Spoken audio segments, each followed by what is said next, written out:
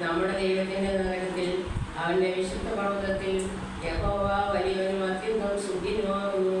മഹാരാജാവിന്റെ നഗരമായി ജനഗിരിയായ സിയോൻ പർവ്വതം ഉയരം കൊണ്ട് മനോഹരവും സർവഭൂമിയുടെയും ആനന്ദവുമാകുന്നു. അതിന്റെ അരമനകളിൽ ദൈവം ഒരു ദുഃഖമായി വെളിപ്പെട്ടു വന്നിരിക്കുന്നു. ഇതാ രാജാക്കന്മാർ കൂട്ടം കൂടി അവർ ഒന്നിച്ച് കടന്നുപോയി. അവർ അത് കണ്ട അമ്പരന്നു. അവർ പരിഭ്രമിച്ച് ഓടിപ്പോയി. അവർക്ക് അവിടെ വിറയൽ പിടിച്ചു. നോവ് കിട്ടിയ അവൾക്ക് എന്ന പോലെ വേദന പിടിച്ചു. നീ കിഴക്കൻ കാറ്റുകൊണ്ട് തർസീസ് കപ്പലുകളെ ഉടച്ചു കളയുന്നു. നാം കേട്ടതുപോലെ തന്നെ സൈന്യങ്ങളുടെ യഹോവയുടെ നഗരത്തിൽ, നമ്മുടെ ദൈവത്തിന്റെ നഗരത്തിൽ കണ്ടിരിക്കുന്നു. ദൈവം അതിനെ സദാകാലത്തേക്ക് സ്ഥിരമാക്കുന്നു. ദൈവമേ, നിന്റെ മന്ദിരത്തിന്റെ മധ്യേ ഞങ്ങൾ നിന്റെ ദയയെ കുറിച്ച് ചിന്തിക്കുന്നു.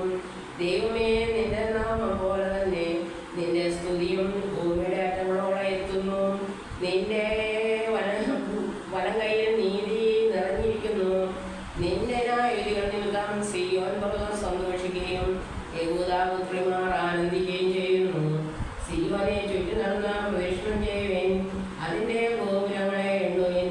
വരുവാനുള്ള തലമുറയോട് അറിയിക്കേണ്ടതിന് അതിന്റെ പത്രങ്ങളെ സൂക്ഷിച്ച് അരമനകളെ നടന്നു നോക്കും.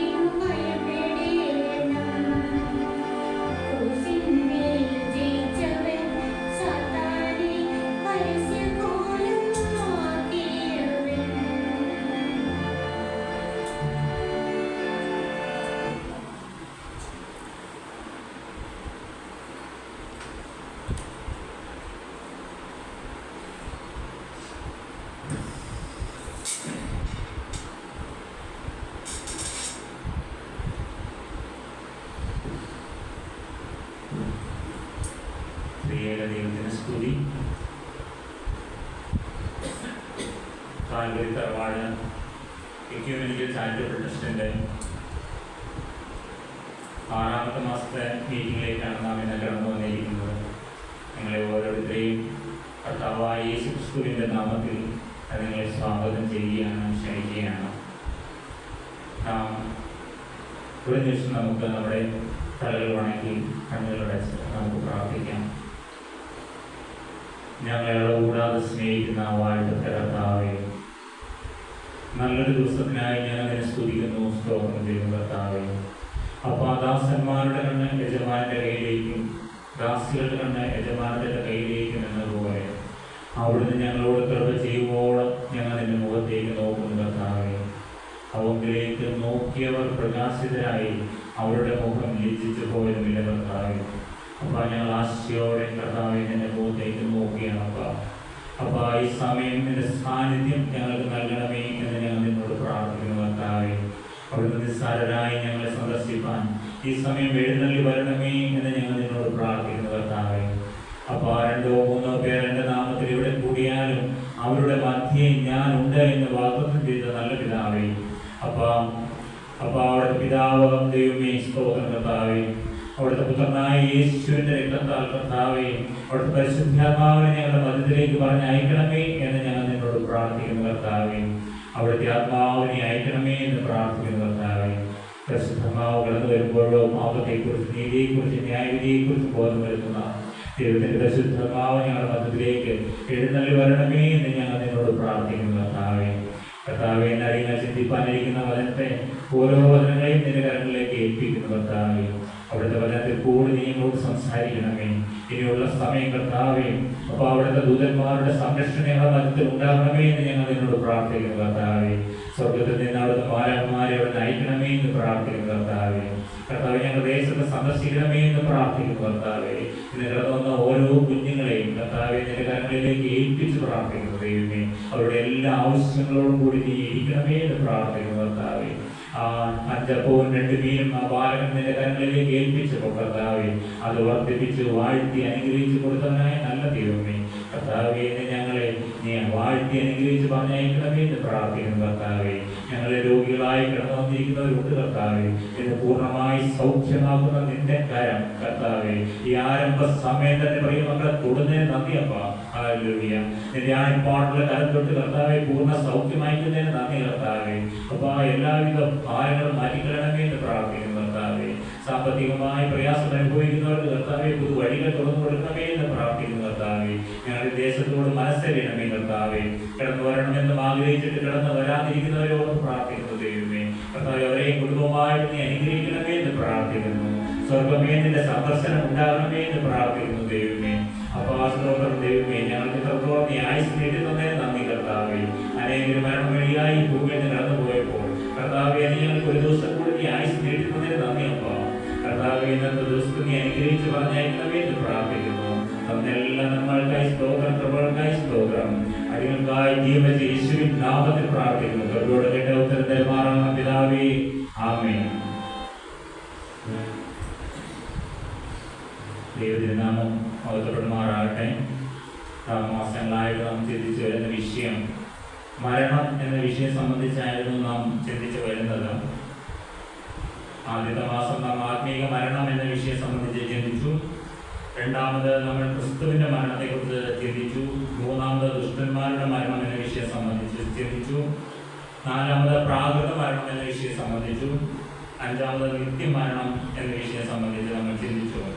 എന്നാൽ ഇന്ന് നാം ചിന്തിക്കാൻ പോകുന്നത് വിശുദ്ധന്മാരുടെ മരണം എന്ന ഒരു വിഷയം സംബന്ധിച്ചുള്ള ബൈബിളിൽ വിശുദ്ധന്മാരുടെ മരണത്തെക്കുറിച്ച് ചില കാര്യങ്ങൾ രേഖപ്പെടുത്തിയിട്ടുണ്ട്. അതിനെക്കുറിച്ച് നമുക്ക് അല്പസമയം തിരുവചനത്തിന്റെ വെളിച്ചത്തിൽ ചിന്തിക്കാമെന്നാണ് ഞാൻ കർത്താവിൽ പ്രത്യാശ വയ്ക്കുന്നത്. മരണം, വിശുദ്ധന്മാരുടെ മരണം. നമുക്കറിയാം മരണം എല്ലാവർക്കും ഉള്ളതാണ്. കഴിഞ്ഞ 2 ദിവസങ്ങളായിട്ട് നമുക്ക് സങ്കടകരമായ ഒരു വാർത്തയും കേട്ടുകൊണ്ടാണ് നാം ഓരോരുത്തരും ഉണർന്നത്. നമ്മുടെ സഹോദരങ്ങളായ 45-ലധികം ആളുകൾ ഒരു ഫ്ലാറ്റിൽ താമസിക്കുകയായിരുന്നു, കിടന്നുറങ്ങുകയായിരുന്നു. താഴെ നിന്ന് ഉള്ള ഒരു വിഷാദം സൃഷ്ടിച്ച് 45-ലധികം ആളുകൾ ഈ ഭൂമിയിൽ നിന്ന് കടന്നു പോയതായിട്ട് നാം കണ്ടു. അതിൽ ദുഃഖാർത്ഥരായി അനേകം കുടുംബങ്ങൾ, അനേകം വ്യക്തികൾ, നമ്മുടെ ദേശത്തിന് തന്നെ ദുഃഖം ഉണ്ടാകുന്ന വിധത്തിലുള്ള സംഭവമായിരുന്നു അത്. എന്നാൽ മരണം നമുക്ക് എപ്പോൾ വേണമെങ്കിലും കടന്നു വരാം. മരണദൂതൻ നമ്മെ സമീപിക്കുമ്പോൾ നാം സന്തോഷപൂർവ്വം കടന്നു പോകാൻ തക്കവണ്ണം നാം ഒരുങ്ങേണ്ടവരാണ്. നമുക്ക് ഈ ഭൂമിയിൽ ദൈവം ആയുസ് തന്നിരിക്കുന്നു. ആ ആയുസ് തികച്ച് നമുക്ക് ഈ ഭൂമിയിൽ നിന്ന് കടന്നു പോകണം. എങ്ങനെയാണ് ഈ ഭൂമിയിൽ നിന്ന് കടന്നു പോകുക എന്ന് നമുക്ക് അറിഞ്ഞുകൂടാ. പക്ഷേ ബൈബിൾ നമ്മളോട് പറയുന്നു, നമ്മൾ ഓരോരുത്തരും ഒരു വിശുദ്ധനായി കടന്നു പോകണമെന്നാണ് ബൈബിൾ നമ്മെ പഠിപ്പിക്കുന്നത്. നമുക്ക് വായിച്ച് കേൾക്കാം. അപ്പോസ്തലനായ പൗലോസ് 1 കൊരിന്ത്യർക്ക് എഴുതിയ ലേഖനം 15-ാം അധ്യായം 18-ാം വാക്യത്തിൽ ക്രിസ്തുവിൽ നിദ്ര പ്രാപിക്കുക എന്ന ഒരു ഭാഗം നമുക്ക് കാണുവാൻ കഴിയും. 1 കൊരിന്ത്യർ 15:18 ക്രിസ്തുവിൽ നിദ്ര കൊണ്ടവരും നശിച്ചുപോയി. Then those also who have fallen asleep in Christ are lost. ക്രിസ്തുവിൽ നിദ്ര കൊണ്ടവരും നശിച്ചുപോയി. അതുപോലെ 1 തെസ്സലോനിക്കർക്ക് എഴുതിയ ലേഖനം 4-ാം അധ്യായം 14-ാം വാക്യം നമുക്ക് വായിച്ചു കേൾക്കാം. യേശു മരിക്കുകയും ജീവിച്ചെഴുന്നേൽക്കുകയും ചെയ്തു എന്ന് നാം വിശ്വസിക്കുന്നു എങ്കിൽ അങ്ങനെ തന്നെ ദൈവം നിദ്ര കൊണ്ടവരെയും യേശു മുഖാന്തരം അവനോട് കൂടെ വരുത്തും. എന്താണ് പ്രിയപ്പെട്ടവരെ നാം വായിച്ചു കേട്ടത്? ക്രിസ്തുവിൽ നിദ്ര കൊണ്ടവരും നശിച്ചുപോയി. കർത്താവായ യേശു ക്രിസ്തുവിനെ ഹൃദയത്തിൽ സ്വീകരിക്കുന്ന അനുഭവത്തിനാണ് ക്രിസ്തുവിൽ നിദ്ര പ്രാപിക്കുക എന്ന് പറഞ്ഞാൽ. യേശു മരിക്കുകയും ജീവിച്ചെഴുന്നേൽക്കുകയും ചെയ്തു എന്ന് നാം വിശ്വസിക്കുന്നു എങ്കിൽ അങ്ങനെ തന്നെ ദൈവം നിദ്ര കൊണ്ടവരെയും യേശു മുഖാന്തരം അവനോടുകൂടെ വരുത്തും. യേശു മരിച്ചു, ഉയർത്തെഴുന്നേറ്റു, എന്നും ജീവിക്കുകയാണ്. അതുകൊണ്ടാണ് പ്രിയപ്പെട്ടവരെ നാം ഇന്ന് സുവിശേഷം അറിയിക്കുന്നത്.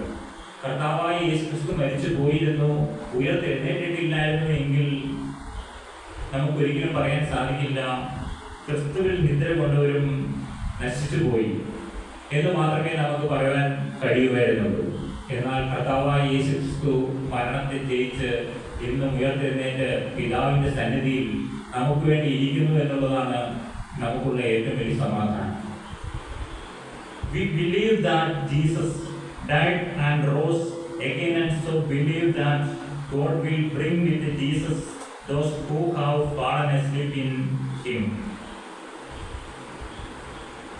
രണ്ടാമതായി, വിശുദ്ധന്മാരുടെ മരണം അനുഗ്രഹിക്കപ്പെട്ടതാണ്. ഒരു വിശുദ്ധനായി ഈ ഭൂമിയിൽ നിന്ന് കടന്നുപോയാൽ അവരുടെ മരണം എപ്പോഴും അനുഗ്രഹിക്കപ്പെട്ടതെന്നാണ് പറയപ്പെടാറ്. വെളിപ്പാട് പുസ്തകം 14-ാം അധ്യായം 13-ാം വാക്യത്തിൽ അപ്പോസ്തലനായ യോഹന്നാന് സ്വർഗ്ഗത്തിൽ നിന്നൊരു വെളിപ്പാടുണ്ടായി. അത് ഇപ്രകാരമാണ് രേഖപ്പെടുത്തിയിരിക്കുന്നത്: ഞാൻ സ്വർഗ്ഗത്തിൽ നിന്ന് ഒരു ശബ്ദം കേട്ടു. അത് പറഞ്ഞത്, എഴുതുക, ഇന്നു മുതൽ കർത്താവിൽ മരിക്കുന്ന മൃതന്മാർ ഭാഗ്യവാന്മാർ. അതെ, അവർ തങ്ങളുടെ പ്രയത്നങ്ങളിൽ നിന്ന് വിശ്രമിക്കേണ്ടതാകുന്നു. അവരുടെ പ്രവൃത്തി അവരെ പിന്തുടരുന്നു എന്ന് ആത്മാവ് പറയുന്നു. ഞാൻ സ്വർഗ്ഗത്തിൽ നിന്ന് ഒരു ശബ്ദം കേട്ടു. അപ്പോസ്തലനായ യോഹന്നാൻ നാട് കടത്തപ്പെട്ടവനായി ദ്വീപിലിരിക്കുന്ന സമയം സ്വർഗ്ഗത്തിൽ നിന്ന് ഒരു ശബ്ദം കേൾക്കുകയാണ്. അത് പറഞ്ഞത്, എഴുതുക, ഇന്ന് മുതൽ കർത്താവിൽ മരിക്കുന്ന മൃതന്മാർ ഭാഗ്യവാന്മാർ. ആരാണ് ഭാഗ്യവാന്മാർ? കർത്താവിൽ മരിക്കുന്ന മൃതന്മാരാണ് ഭാഗ്യവാന്മാർ. അതെ, അവർ തങ്ങളുടെ പ്രയത്നങ്ങളിൽ നിന്ന് വിശ്രമിക്കേണ്ടതാകുന്നു. അവർ തങ്ങളുടെ പ്രയത്നങ്ങളിൽ നിന്ന് ഒരു വിശ്രമത്തിലേക്ക് കിടക്കുകയാണ്, വിശ്രമിക്കേണ്ടതാകുന്നു. അവരുടെ പ്രവൃത്തി അവർ പിന്തുടരുന്നു എന്ന് ആത്മാവ് പറയുന്നു. അതെ, പ്രവൃത്തികൾ പിന്തുടരുന്നു.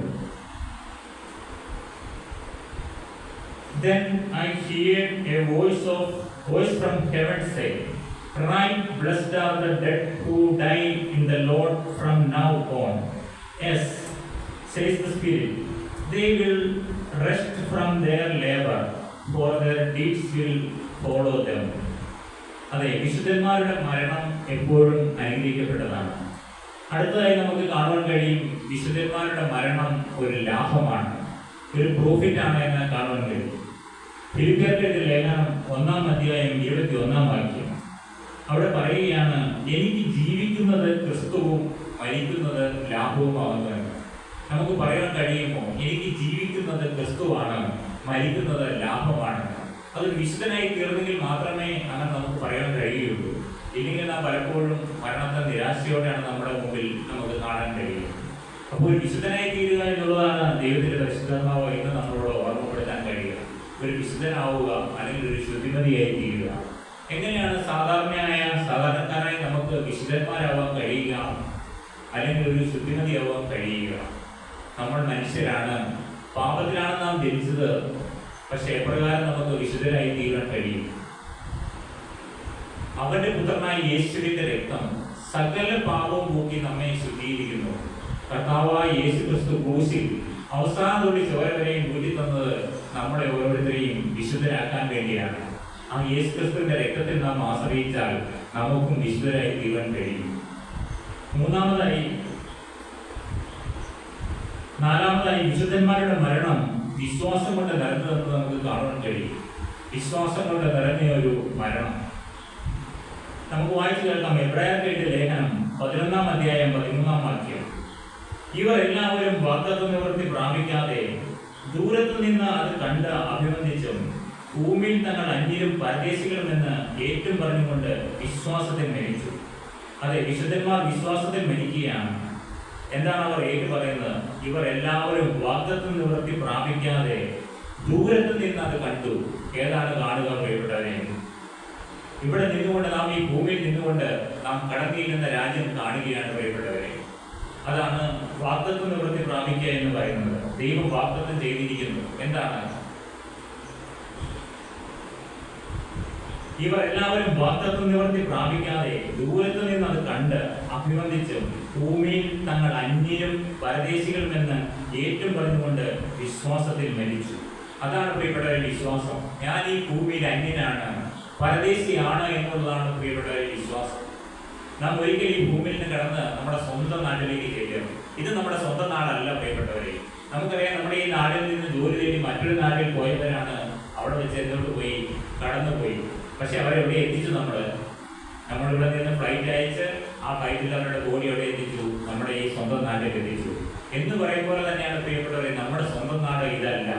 നമ്മളിവിടെയെല്ലാം അന്യരാണ്, പരദേശികളാണ്. നമ്മുടെ സ്വന്തം നാട് സ്വർഗരാജ്യമാണ് പ്രിയപ്പെട്ടവരെ. നമുക്കൊരു രാജ്യമുണ്ട്, നമുക്കവിടെ ഒരു കെട്ടിടമുണ്ട്. നാം എന്തുകൊണ്ട് നാം പ്രത്യാശ വയ്ക്കുന്നില്ല? അതാണ് പ്രത്യാശ പ്രിയപ്പെട്ടവരെ. നമുക്കൊരു സ്വർഗരാജ്യമുണ്ട്. അവിടെ നമുക്കൊരു പിതാവാം ദൈവമുണ്ട്, നമുക്കൊരു പുത്രനാം ദൈവമുണ്ട്, പരിശുദ്ധാത്മാവാം ദൈവമുണ്ട് പ്രിയപ്പെട്ടവരെ. അതാണ് നമുക്കുള്ള ഭാഗ്യം. നമ്മളാരും തനിച്ചല്ല. നമ്മോടൊപ്പം ആരുണ്ട്? പിതാവുണ്ട്, പുത്രനുണ്ട്, പരിശുദ്ധാത്മാവുണ്ട്. നാം അറിയുന്നില്ല എന്ന് മാത്രം പ്രിയപ്പെട്ടവരെ. എന്നാൽ ഇന്ന് നമ്മളോടൊപ്പം പരിശുദ്ധാത്മാവാം ദൈവം ഈ സമയം നമ്മളോടൊപ്പം നമ്മെ സന്ദർശിക്കാൻ എഴുന്നള്ളി വന്നിട്ടുണ്ട് പ്രിയപ്പെട്ടവരെ. അടുത്തതായി നമുക്ക് വിശുദ്ധന്മാരുടെ മരണം സമാധാനം നിറഞ്ഞതെന്ന് നമുക്ക് കാണാൻ കഴിയും. യെശയ്യാപ്രവാചകന്റെ പുസ്തകം 57-ാം അധ്യായം 2-ാം വാക്യം ഞാൻ വായിച്ചു കേൾപ്പിക്കാം. അവൻ സമാധാനത്തിലേക്ക് പ്രവേശിക്കുന്നു, നേരായി നടക്കുന്നവരൊക്കെയും താൻ്റെ കിടക്കയിൽ വിശ്രമം പ്രാപിക്കുന്നു. അതെ, അവർ സമാധാനത്തിലേക്ക് പ്രവേശിക്കുന്നു. പ്രവാചകൻ പറയുകയാണ്, ഒരു സമാധാനത്തിലേക്ക് പ്രവേശിക്കുന്നു എന്ന്.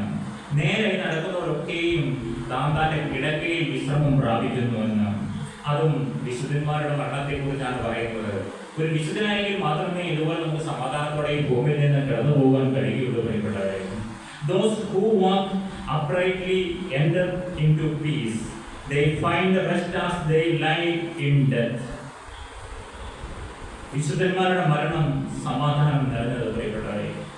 അടുത്തത് വിശുദ്ധന്മാരുടെ മരണം പ്രത്യാശ കൊണ്ട് നിറഞ്ഞതെന്ന് നമുക്ക് വായിച്ചു കേൾക്കാം. സദൃശവാക്യങ്ങളുടെ പുസ്തകം 14-ാം അധ്യായം 32-ാം വാക്യം. അവിടെ പറയുകയാണ്, ദുഷ്ടന് തന്റെ ദുഷ്ടതയാൽ വീഴ്ച വരുന്നു, നീതിമാനോ മരണത്തിലും പ്രത്യാശയുണ്ട്. നീതിമാനാണ് മരണത്തിൽ പ്രത്യാശയുള്ളത് പ്രിയപ്പെട്ടവരെ. When calamity comes, കലാമിറ്റികൾ വരും. The wicked are brought down, but even in death the righteous have a refuge. എന്നാൽ നീതിമാനോ മരണത്തിൽ പ്രത്യാശയുണ്ട് പ്രിയപ്പെട്ടവരെ. അത് ഭാഗ്യമാണ്. നീതിമാനാണ് മരണത്തിൽ പ്രത്യാശയുള്ളത്. അടുത്ത വിശുദ്ധന്മാരുടെ മരണം ചിലപ്പോൾ ആഗ്രഹിക്കപ്പെടുന്നു എന്ന് നമുക്ക് കാണുവാൻ കഴിയും. ലൂക്കോസിന്റെ സുവിശേഷം 2-ാം അധ്യായം 29-ാം വാക്യം അവിടെ പറയുകയാണ്, ആഗ്രഹിക്കപ്പെടുകയാണ്.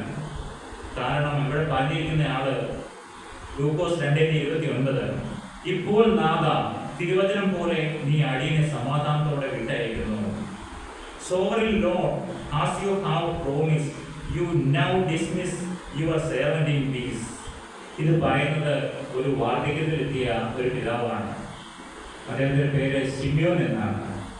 ഈ ശിമിയോൻ യെശയ്യാ പ്രവാചകന്റെ എഴുത്തുകാരനായിരുന്നു. ഈ ശിമിയോൻ പണ്ട് കാലത്ത് പ്രവാചകന്മാർ പ്രവചനം പറഞ്ഞുകൊണ്ടിരിക്കും, അവിടെ എഴുത്തുകാരാണ് എഴുതുന്നത്.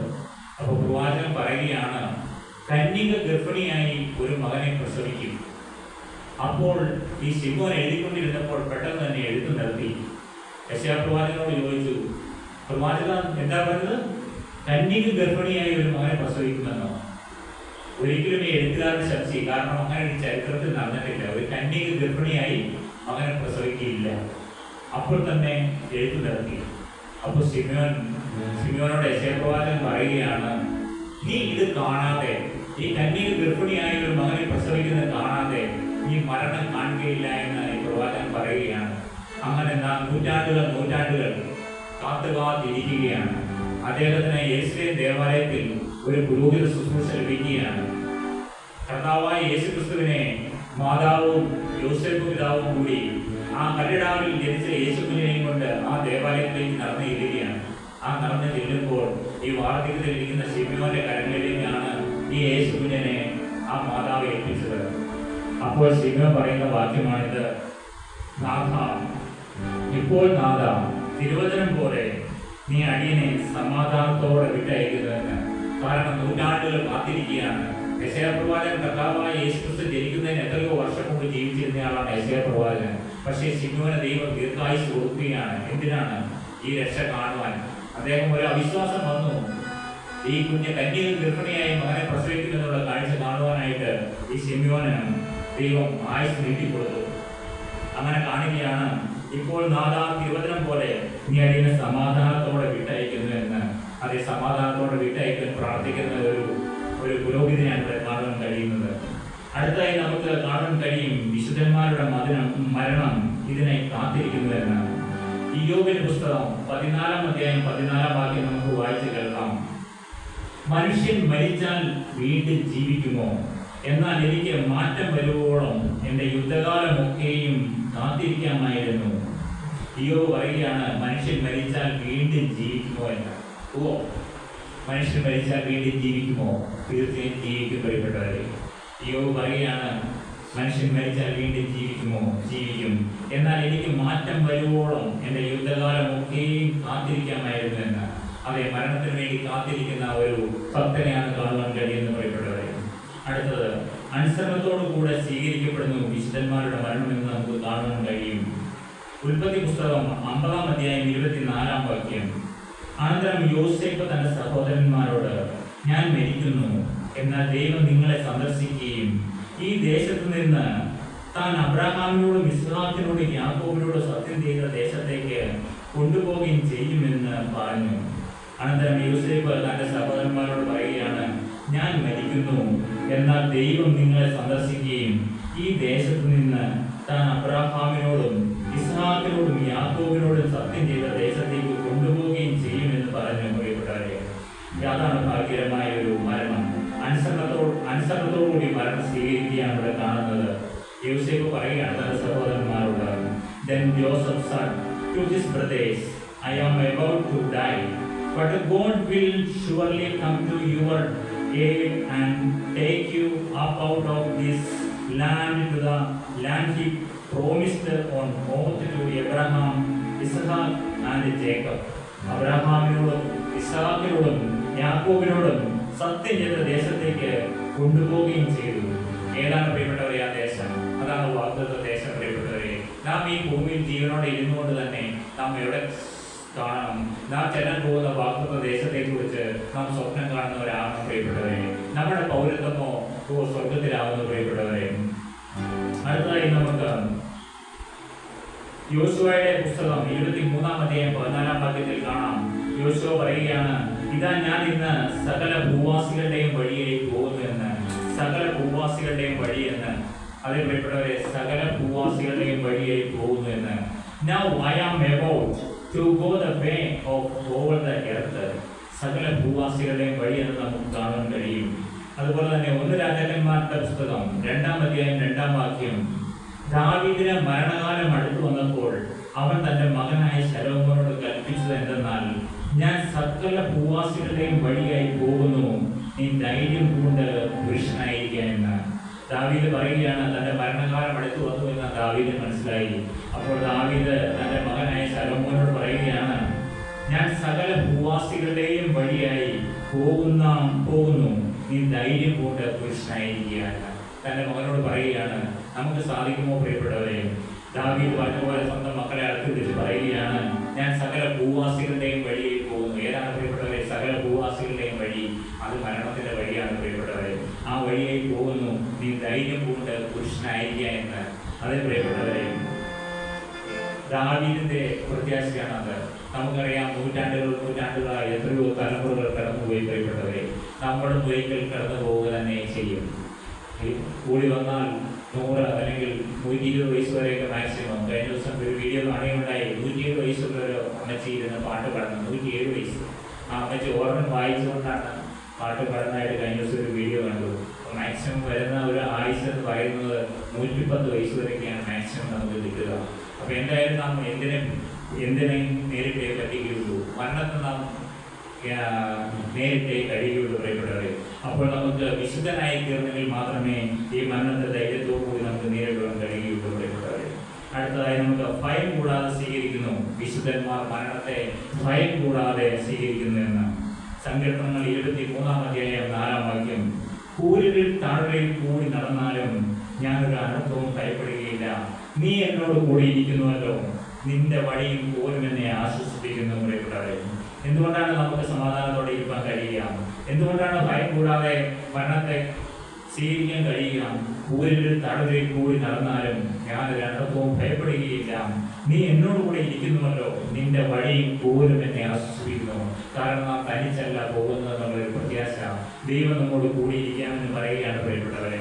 Even though I walk through the valley of the shadow of death, I will fear no evil, for you are with me. Your rod and your staff, they comfort me. കാരണം ഷാഡോ ഓഫ് ഡെത്ത്, മരണത്തിന്റെ തടവിൽ കൂടി നാം കടന്നു പോകുമ്പോഴും നാം തനിച്ചല്ല, കർത്താവായ യേശു ക്രിസ്തു നമ്മുടെ കൂടെ ഉണ്ട് എന്ന് നമുക്കൊരു പ്രത്യാശ.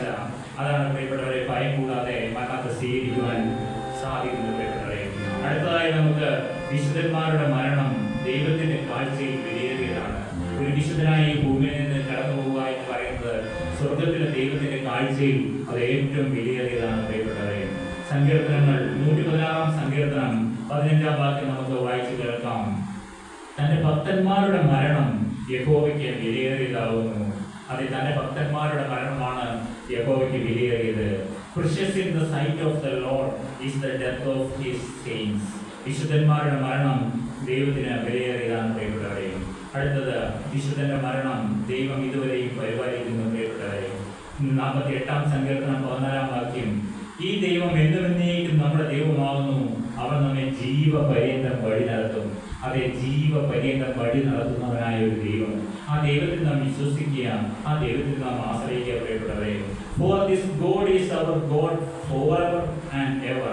He will be our guide even to the end. നമ്മുടെ ജീവിതത്തിന്റെ അന്ത്യം വരെയും നമുക്ക് ഗൈഡൻസ് തന്ന നമ്മുടെ വഴി നടത്തുന്ന ഒരു സ്നേഹവാനായ ഒരു ദൈവമുണ്ട് പ്രിയപ്പെട്ടവരെ. വിശുദ്ധന്റെ മരണത്തിൽ ദൈവം അവരോട് കൂടെ ഇരിക്കുന്നുവെന്നാണ് അത് നാം വായിച്ചു കേട്ടു. കൂരിൽ താഴ്വരയിൽ കൂടി നടന്നാലും ഞാൻ ഒരു അനർത്ഥവും ഭയപ്പെടുകയില്ല, നീ എന്നോട് കൂടെ ഇരിക്കുന്നുവല്ലോ, നിന്റെ വഴിയും പോലും എന്നെ ആശ്വസിപ്പിക്കുന്നു. അത് ദൈവം കൂടെ ഇരിക്കാമെന്ന് പറയുകയാണ് പ്രിയപ്പെട്ടവരെ. നമ്മുടെ കൂടെ ദൈവം ഇരിക്കാമെന്ന് പറയുന്നു. അടുത്തത്, വിശുദ്ധന്മാരുടെ മരണം വരാനുള്ള ദോഷത്തിൽ നിന്ന് രക്ഷിക്കുന്നു എന്ന് നമുക്ക് കാണാൻ കഴിയും. 2 രാജാക്കന്മാരുടെ പുസ്തകം 22-ാം അധ്യായം 20-ാം വാക്യം ഞാൻ വായിച്ചു കേൾപ്പിക്കാം. അതുകൊണ്ട് ഞാൻ നിന്നെ നിന്റെ പിതാക്കന്മാരോട് ചേർത്തുകൊള്ളും, നീ സമാധാനത്തോടെ നിന്റെ കല്ലറയിൽ അടയ്ക്കപ്പെടും. ഞാൻ ഈ സ്ഥലത്തിന് വരുത്തുവാൻ പോകുന്ന അനർത്ഥമൊന്നും നിന്റെ കണ്ണ് കാണുകയില്ല. അവ രാജാവിനോട് ഈ മറുപടി ബോധിപ്പിച്ചു. രാജാവ് മരിപ്പാറായി കിടക്കുകയാണ്. അതുകൊണ്ട് ഞാൻ നിന്നെ നിന്റെ പിതാക്കന്മാരോട് ചേർത്തുകൊള്ളും. നീ സമാധാനത്തോടെ നിന്റെ കല്ലറയിൽ അടയ്ക്കപ്പെടും. ഞാൻ ഈ സ്ഥലത്തിന് വരുത്തുവാൻ പോകുന്ന അനർത്ഥമൊന്നും നിന്റെ കണ്ണ് കാണുകയില്ല. അവർ രാജാവിനോട് ഈ മറുപടി ബോധിപ്പിച്ചു. Therefore I will gather you to your fathers, and you will be buried in peace. Your eyes will not see all the disaster I am going to bring on this place. So they took her answer back to the king. യെശയ്യാവ് 57:1 നീതിമാൻ നശിക്കുന്നു, ആരും അത് ഗണ്യമാക്കുന്നില്ല. ഭക്തന്മാരും കഴിഞ്ഞു പോകുന്നു, നീതിമാൻ അനർത്ഥത്തിന് മുമ്പേ കഴിഞ്ഞു പോകുമെന്ന് ആരും ഗ്രഹിക്കുന്നില്ല. അതെ, നീതിമാന്റെ മുമ്പിൽ അനർത്ഥം മാറിപ്പോകുന്നത് നമുക്ക് കാണാൻ കഴിയും. The righteous perish and no one ponders it in his heart. Devout men are taken away and no one understands that the righteous are taken away to be spread from evil. അതേ പ്രിയപ്പെട്ടവരെ, നീതിമാൻ നശിക്കുന്നു, ആരും അത് ഗണ്യമാക്കുന്നില്ല. ഭക്തന്മാരും കഴിഞ്ഞു പോകുന്നു, നീതിമാൻ അനർത്ഥത്തിന് മുമ്പേ കഴിഞ്ഞു പോകുന്നുവെന്ന് ആരും ഗ്രഹിക്കുന്നില്ല. ഇനി നമുക്ക് ചിന്തിക്കാനുള്ളത് വിശുദ്ധരുടെ മരണത്തിന്റെ ഫലങ്ങൾ എന്തെല്ലാം എന്നുള്ളതാണ്. ഒരു വിശുദ്ധനായി ഈ ഭൂമിയിൽ നിന്ന് കടന്നു പോയാൽ എന്തെല്ലാം ഫലങ്ങൾ നമുക്ക് ലഭിക്കുമെന്നാണ് നാം ചിന്തിക്കാൻ പോകുന്നത്. ബൈബിൾ നമ്മോട് പറയുകയാണ്, ഒന്ന് വിശ്രമം എന്ന്. അതേ പ്രിയപ്പെട്ടവരെ, നാം നാളുകളായി അധ്വാനിക്കുന്നവരാണ്, കഷ്ടപ്പെടുന്നവരാണ്. പക്ഷേ മരണം എന്ന് പറയുന്നത് ഒരു വിശ്രമം എന്ന് ഭക്തന്മാർ പറയുകയാണ്. ഇയ്യോബിന്റെ പുസ്തകം 3:13 ഇയ്യോബ് പറയുകയാണ്, ഞാൻ ഇപ്പോൾ കിടന്ന് വിശ്രമിക്കുമായിരുന്നു, ഞാൻ ഉറങ്ങി വിശ്രാന്തി പ്രാപിക്കുമായിരുന്നു എന്ന്. ഞാൻ ഇപ്പോൾ കിടന്ന് വിശ്രമിക്കുമായിരുന്നു, ഞാൻ ഉറങ്ങി വിശ്രാന്തി പ്രാപിക്കുമായിരുന്നു. For now I would be lying down in peace, I would be asleep and at rest. വെളിപ്പാട് പുസ്തകത്തിൽ 14:13 വീണ്ടും നമുക്ക് കാണാൻ കഴിയും, ഞാൻ സ്വർഗ്ഗത്തിൽ നിന്ന് ഒരു ശബ്ദം കേട്ടു. അത് പറഞ്ഞത്, എഴുതുക, ഇന്ന് മുതൽ കർത്താവിൽ മരിക്കുന്ന വ്രതന്മാർ ഭാഗ്യവാന്മാർ. അതെ, അവർ തങ്ങളുടെ പ്രയത്നങ്ങളിൽ നിന്ന് വിശ്രമിക്കേണ്ടതാകുന്നു. അവരുടെ പ്രവൃത്തി അവരെ പിന്തുടരുന്നു എന്ന് ആത്മാവ് പറയുന്നു. ഇന്ന് മുതൽ കർത്താവിൽ മരിക്കുന്ന വ്രതന്മാർ ഭാഗ്യവാന്മാർ. അതെ, അവർ തങ്ങളുടെ പ്രയത്നങ്ങളിൽ നിന്നും വിശ്രമിക്കേണ്ടതാകുന്നു. പ്രിയപ്പെട്ടവരെ, കർത്താവിൽ മരിക്കുക എന്നാൽ എന്താണ് പ്രിയപ്പെട്ടവരെ? കർത്താവായ യേശുക്രിസ്തു ഹൃദയത്തിൽ ഉണ്ടാവുക. അതാണ് പ്രിയപ്പെട്ടവരെ ഏറ്റവും വലിയ ഭാഗ്യം. സാധാരണക്കാരായ നമ്മുടെ ഉള്ളിൽ കർത്താവായ യേശുക്രിസ്തു വസിക്കുമോ പ്രിയപ്പെട്ടവരെ? തീർച്ചയായും വസിക്കും പ്രിയപ്പെട്ടവരെ. ഞാൻ വാതിൽക്കൽ നിന്ന് മുട്ടുന്നു, ആരെങ്കിലും എന്റെ ശബ്ദം കേട്ട് വാതിൽ തുറന്നാൽ ഞാൻ അവന്റെ അരികിൽ ചെന്ന് അവനോടും അവർ എന്നോടും കൂടെ അത്താഴം കഴിക്കും. അതേ പ്രിയപ്പെട്ടവരെ, കർത്താവായ യേശുക്രിസ്തു നമ്മുടെ ഹൃദയത്തിലേക്ക് ഇടം കൊടുത്താൽ അവൻ നമ്മുടെ ഉള്ളിലേക്ക് കടന്നു വരും പ്രിയപ്പെട്ടവരെ. അതിനാണ് കർത്താവിൽ മരിക്കുക എന്ന് പറയുക. നാം ഈ ഭൂമിയിൽ നിന്ന് കടന്നു പോകുന്ന സമയം കർത്താവായ യേശുക്രിസ്തു ഉള്ളിൽ ഉണ്ടെങ്കിൽ നമ്മുടെ സ്വർഗ്ഗത്തിലെ ദൂതന്മാർ എങ്ങോട്ടേക്ക് കൊണ്ടുപോയിക്കൊള്ളും പ്രിയപ്പെട്ടവരെ. സ്വർഗീയ തീരത്തേക്ക് നമ്മളെ കൊണ്ടുപോയിക്കൊള്ളും. അതിനുവേണ്ടി ഒരുങ്ങാനുള്ള അവസരമാണ് ദൈവം നമുക്ക് തരുന്നത്. എന്തിനാണ് ഈ വചനം നമ്മളെ കേൾപ്പിക്കുന്ന പ്രിയപ്പെട്ടവരെ? നാം ഇപ്പോൾ തന്നെ പോയി മരണത്തിലേക്ക് വിടാൻ വേണ്ടിയല്ല. നാം എല്ലാവരും ഈ ഭൂമിയിൽ നിന്ന് മരണത്തിലേക്ക് കടന്നു പോകും. എന്നാലും ഏതൊരു സമയത്ത് നാം കടന്നു പോയേ പറ്റൂ. മരിക്കാത്ത മനുഷ്യരില്ല പ്രിയപ്പെട്ടവരെ. ആരായാലും ഈ ഭൂമിയിൽ നിന്ന് കടന്നു പോയേ പറ്റുകയുള്ളൂ. പക്ഷെ അതിന് മുമ്പായിട്ട് ദൈവം നമ്മെ ഒരുക്കുവാൻ ആഗ്രഹിക്കുന്നു. അതിനാണ് ദൈവം നമുക്ക് ഈ അവസരം തന്നിരിക്കുന്നത് പ്രിയപ്പെട്ടവരെ. അതിനുവേണ്ടിയാണ് ഈ വചനം നമുക്ക് കേൾപ്പിക്കുന്നത് പ്രിയപ്പെട്ടവരെ. അപ്പോൾ വിശുദ്ധന്മാരുടെ മരണത്തിന്റെ ഫലം 1 വിശ്രമം, 2 ആശ്വാസം എന്ന് നമുക്ക് കാണുവാൻ കഴിയും. വിശുദ്ധന്മാരുടെ മരണത്തിന്റെ ഫലം ആശ്വാസം. ലൂക്കോസ് എഴുതിയ സുവിശേഷം 16:25 അബ്രഹാം, മകനെ, നിന്റെ ആയുസ്സിൽ നീ നന്മയും ലാസർ തിന്മയും പ്രാപിച്ചു എന്ന് ഓർക്ക. ഇപ്പോൾ അവൻ ഇവിടെ ആശ്വസിക്കുന്നു, നീയോ വേദന അനുഭവിക്കുന്നു. അതേ പ്രിയപ്പെട്ടവരെ, ലാസർ മരിച്ചു, ധനവാനും മരിച്ചു. ലാസർ മരിച്ച് അധികം വൈകാതെ തന്നെ എവിടെ എത്തിച്ചേർന്നു? അബ്രഹാമിന്റെ മടിയിൽ എത്തിച്ചേർന്നു പ്രിയപ്പെട്ടവരെ. ധനവാൻ മരിച്ചു, പാതാളത്തിൽ യാതന അനുഭവിക്കുകയാണ്. ഇപ്പോൾ അവൻ ഇവിടെ ആശ്വസിക്കുന്നു, നീയോ വേദന അനുഭവിക്കുന്നു എന്ന് പറയുകയാണ്. But Abraham replied, Son, remember that in your lifetime you received your good things, while Lazarus received bad things. But now he is comforted here and you are in agony. അടുത്തതായി ക്രിസ്തുവിന്റെ സാന്നിധ്യം ഇതിന്റെ ഫലമാണ്. കർത്താവിന്റെ സാന്നിധ്യം. 2 കൊരിന്ത്യർക്ക് എഴുതിയ ലേഖനം 5-ാം അധ്യായം 8-ാം വാക്യം. ഇങ്ങനെ ഞങ്ങൾ ധൈര്യപ്പെട്ട് ശരീരം വിട്ട് കർത്താവിനോടുകൂടെ വസിപ്പാൻ അധികം ഇഷ്ടപ്പെടുന്നു. We are confident, I say, and would prefer to be away from the body and at home with the Lord. അപ്പോസ്തലനായ പൗലോസ് പറയുകയാണ്, ഇങ്ങനെ ഞങ്ങൾ ധൈര്യപ്പെട്ട് ശരീരം വിട്ട് കർത്താവിനോടുകൂടെ വസിപ്പാൻ അധികം ഇഷ്ടപ്പെടുന്നു എന്ന്. കർത്താവിനോടുകൂടെ വസിക്കുകയാണ്. അടുത്ത ഫിലിപ്പിയർക്ക് എഴുതിയ ലേഖനം 1-ാം അധ്യായം 23-ാം വാക്യം. ഇവ രണ്ടിനാലും ഞാൻ ഞെരുങ്ങുന്നു, വിട്ടുപിരിഞ്ഞ് ക്രിസ്തുവിനോടുകൂടെ ഇരിപ്പാൻ എനിക്ക് കാംക്ഷയുണ്ട്, അത് അത്യുത്തമല്ലോ. നമ്മളെ കൊണ്ട് പറയാൻ സാധിക്കുമോ പ്രിയപ്പെട്ടവരെ? ഇങ്ങനെ വിട്ടുപിരിഞ്ഞ് ക്രിസ്തുവിനോടുകൂടെ ആയി തീരുക എന്ന് നമ്മളെ കൊണ്ട് പറയാൻ കഴിയുമോ? അതാണ് ഒരു വിശുദ്ധനായെങ്കിൽ മാത്രമേ അങ്ങനെ കഴിയുകയുള്ളൂ. ഇവ രണ്ടിനാലും ഞാൻ ഞെരുങ്ങുന്നു, വിട്ടുപിരിഞ്ഞ് ക്രിസ്തുവിനോടുകൂടെ ഇരിപ്പാൻ എനിക്ക് കാംക്ഷയുണ്ട്, അത് അത്യുത്തമമല്ലോ. ഈ ഭൂമിയിലെ ഏറ്റവും അത്യുത്തമമായ കാര്യം എന്ന് പറയുന്നത് ക്രിസ്തുവിനോടുകൂടി ഇരിക്കുന്ന ഭാഗ്യകരമായ അനുഭവമാണ് പ്രിയപ്പെട്ടവരെ. I am torn between the two. I desire to depart and be with Christ, which is better by far. ക്രിസ്തുവിനോടുകൂടെ ഇരിക്കുന്ന മഹാഭാഗ്യം, അതാണ് വിശുദ്ധന്റെ മരണത്തിന്റെ മറ്റൊരു ഫലം. അടുത്തതായി വിശുദ്ധന്റെ മരണത്തിന്റെ മറ്റൊരു ഫലമാണ് ജീവകിരീടം. 2 തീമോഥെയോസ് 4-ാം അധ്യായം 8-ാം വാക്യം വായിച്ചു കേൾപ്പിക്കാൻ പ്രിയപ്പെട്ടവരെ. ഇനി നീതിയുടെ കിരീടം എനിക്കായി വെച്ചിരിക്കുന്നു, അത് നീതിയുള്ള ന്യായാധിപതിയായ കർത്താവ് ആ ദിവസത്തിൽ എനിക്ക് നൽകും. എനിക്ക് മാത്രമല്ല, അവന്റെ പ്രത്യക്ഷതയിൽ പ്രിയം വെച്ച ഏവർക്കും കൂടെ. അവന്റെ ഒരു പ്രത്യക്ഷതയുണ്ട് പ്രിയപ്പെട്ടവരെ. കർത്താവായ യേശുക്രിസ്തു രണ്ടാമത് വരുമെന്ന് പ്രത്യാശ വെച്ചിരിക്കുന്ന പ്രത്യക്ഷതയുള്ള അവന്റെ പ്രത്യക്ഷതയിൽ പ്രിയം വെച്ച ഏവർക്കുമുള്ള ഒരു കിരീടം. ഇനി നീതിയുടെ കിരീടം എനിക്കായി വെച്ചിരിക്കുന്നു, അത് നീതിയുടെ ന്യായാധിപതിയായ കർത്താവ് ആ ദിവസത്തിൽ എനിക്ക് നൽകും. എനിക്ക് മാത്രമല്ല, അവന്റെ പ്രത്യക്ഷതയിൽ പ്രിയം വെച്ച ഏവർക്കും കൂടെ പ്രിയപ്പെട്ടവരെ. Now there is in store for me the crown of righteousness, which the Lord, the righteous judge, will award to me on that day, and not only to me, but also to all who have longed for his appearing. വെളിപ്പാട് പുസ്തകം 2-ാം അധ്യായം 10-ാം വാക്യം. നീ സഹിപ്പാനുള്ളത് പേടിക്കണ്ട, നിങ്ങളെ പരീക്ഷിക്കേണ്ടതിന് പിശാചൻ നിങ്ങളിൽ ചിലരെ തടവിലാക്കുവാൻ പോകുന്നു. 10 ദിവസം നിങ്ങൾക്ക് ഉപദ്രവം ഉണ്ടാകും, മരണപര്യന്തം വിശ്വസ്തനായിരിക്കുക, എന്നാൽ ഞാൻ ജീവകിരീടം നിനക്ക് തരുമെന്ന്. അതേ പ്രിയപ്പെട്ടവരെ, പിശാചൻ എന്ന് പറയുന്ന ഒരു കഥാപാത്രമുണ്ട് പ്രിയപ്പെട്ടവരെ. അവനാണ് മരണത്തിന്റെ അധികാരി. ആരാണ്? പിശാചാണ് പ്രിയപ്പെട്ടവരെ. മരണം കൊണ്ടുവരുന്നവൻ പിശാചാണ്. നീ സഹിപ്പാനുള്ളത് പേടിക്കണ്ട, നിങ്ങളെ പരീക്ഷിക്കേണ്ടതിന് പിശാചൻ നിങ്ങളിൽ ചില തടവിലാക്കുവാൻ പോകുന്നു. അതേ പ്രിയപ്പെട്ടവരെ, പിശാചിന്റെ തടവിൽ നന്നായി പോയിട്ടുണ്ട് പലപ്പോഴും. എന്നാൽ പിശാചിന്റെ തടവിൽ നിന്ന് 10 ദിവസം നിങ്ങൾക്ക് ഉപദ്രവം ഉണ്ടാവും. മരണപര്യന്തം വിശ്വസ്തനായിരിക്കാം, എന്നാൽ ഞാൻ ജീവകിരീടം നിനക്ക് തരും. 10 ദിവസം ഉപദ്രവം ഉണ്ടാകും പ്രിയപ്പെട്ടവരെ. ആ ഉപദ്രവം ഉണ്ടായാൽ നാം മരണപര്യന്തം വിശ്വസ്തരാണോ എന്ന ദൈവം നമ്മെ പരീക്ഷിക്കുന്നതിന് വേണ്ടിയാണ് പ്രിയപ്പെട്ടവരെ പിശാചിനെ അനുവദിക്കുന്നത്. മരണപര്യന്തം വിശ്വസ്തനായിരിക്കാം, എന്നാൽ ജീവകിരീടം ഞാൻ നിനക്ക് തരും.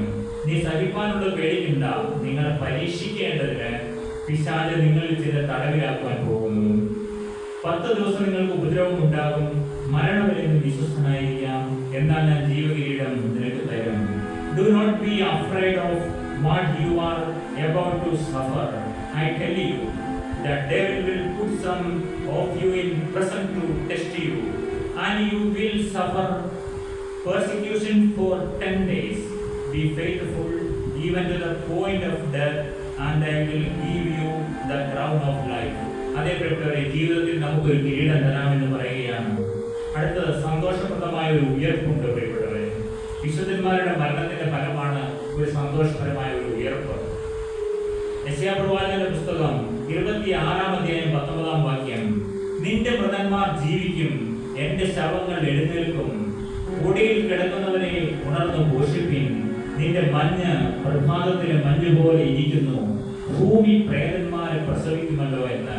പ്രിയപ്പെട്ടവരെ, യെശയ്യാപ്രവാചകൻ പറയുകയാണ് 26-ാം അധ്യായം 19-ാം വാക്യത്തിൽ, നിന്റെ മൃതന്മാർ ജീവിക്കും, എന്റെ ശവങ്ങൾ എഴുന്നേൽക്കും, പൊടിയിൽ കിടക്കുന്നവരെ ഉണർന്ന് ഘോഷിപ്പിൻ, നിന്റെ മഞ്ഞ് പ്രഭാതത്തിലെ മഞ്ഞ് പോലെ ഇരിക്കുന്നു, ഭൂമി പ്രേതന്മാരെ പ്രസവിക്കുന്നു. നിങ്ങൾക്ക് വായിച്ച് മനസ്സിലാകുമെന്ന് എനിക്കറിയില്ല. ഭൂമി പ്രേതന്മാരെ പ്രസവിക്കും പ്രിയപ്പെട്ടവരെ. എന്താണ് ഇത്? മണ്ണിൽ പൊടിയിൽ കിടക്കുന്നുവെന്ന്. എന്റെ ശവങ്ങൾ എഴുന്നേൽക്കും. അതെ, നമ്മുടെ ശവക്കോട്ടകളിലെല്ലാം നാം ഇന്ന് ചവിട്ടി നടക്കുന്നത് നമ്മുടെ പൂർവന്മാരെ അടക്കിയ മണ്ണിന്റെ മുകളിൽ കൂടിയാണ് പ്രിയപ്പെട്ടവരെ. നാം അറിയുന്നുണ്ടോ? എത്രയോ തലമുറകൾ കടന്നുപോയി, നാമും ഈ തലമുറയിലായിരിക്കുന്നു. അപ്പോൾ ഇവിടെ ഈ വചനം നമുക്ക് ശ്രദ്ധിക്കുമ്പോൾ കാണാൻ കഴിയും, പൊടിയിൽ കിടക്കുന്നവരെ ഉണർന്ന് ഘോഷിപ്പിക്കുന്ന. ഈ പൊടിയിൽ കിടക്കുന്നവരെ ഒരിക്കൽ എന്ത് ചെയ്യും? നിന്റെ മഞ്ഞ് പ്രഭാതത്തിലെ മഞ്ഞ് പോലെ ഇരിക്കുന്നു. ഭൂമി പ്രേതന്മാരെ പ്രസവിക്കുന്നുവല്ലോ. ഈ ഭൂമി ഒരിക്കൽ പ്രസവിച്ചു കൊടുക്കും പ്രിയപ്പെട്ടവരെ. ഈ കടന്നുപോയവരെ എല്ലാം ദൈവത്തിന്റെ കാര്യങ്ങളിലേക്ക് ഏൽപ്പിക്കും പ്രിയപ്പെട്ടവരെ. മനുഷ്യൻ നീ മണ്ണാവുന്നു, മണ്ണിലേക്ക് എന്ത് ചെയ്യും? തിരികെ ചേരും. ഞാനും നിങ്ങളും എല്ലാം ഒരു ദിവസം എന്തിലേക്ക് തിരികെ ചേരും? ഒന്നെങ്കിൽ മണ്ണിലേക്ക് തിരികെ ചേരും, അല്ലെങ്കിൽ നാം ചാരമായി തീരും. ഇല്ലേ? ഈ ഏതെങ്കിലും രണ്ടവസ്ഥയാണോ ഉണ്ടാവുക? ഇല്ല. നാം സമുദ്രത്തിലാണോ പോകുന്നത്? സമുദ്രത്തിൽ കടന്നു പോകുമ്പോഴാണോ നാം കടന്നു പോകുന്നത്? സമുദ്രം തന്നിലുള്ള മരിച്ചവരെ ഏൽപ്പിച്ചു കൊടുക്കും, അഗ്നി തന്നിലുള്ളവരെ ഏൽപ്പിച്ചു കൊടുക്കും, മണ്ണിൽ കിടക്കുന്നവർ മണ്ണ് ഈ ഭൂമി ഏൽപ്പിച്ചു കൊടുക്കും പ്രിയപ്പെട്ടവരെ. അതാണ് അവിടെ കാണുന്നത്, ഭൂമി പ്രേതന്മാരെ പ്രസവിക്കുമല്ലോ എന്ന്. But your dead will live, their bodies will rise. You who dwell in the dust, wake up and shout for joy. Your dew is like the dew of the morning. The earth will give birth to her dead.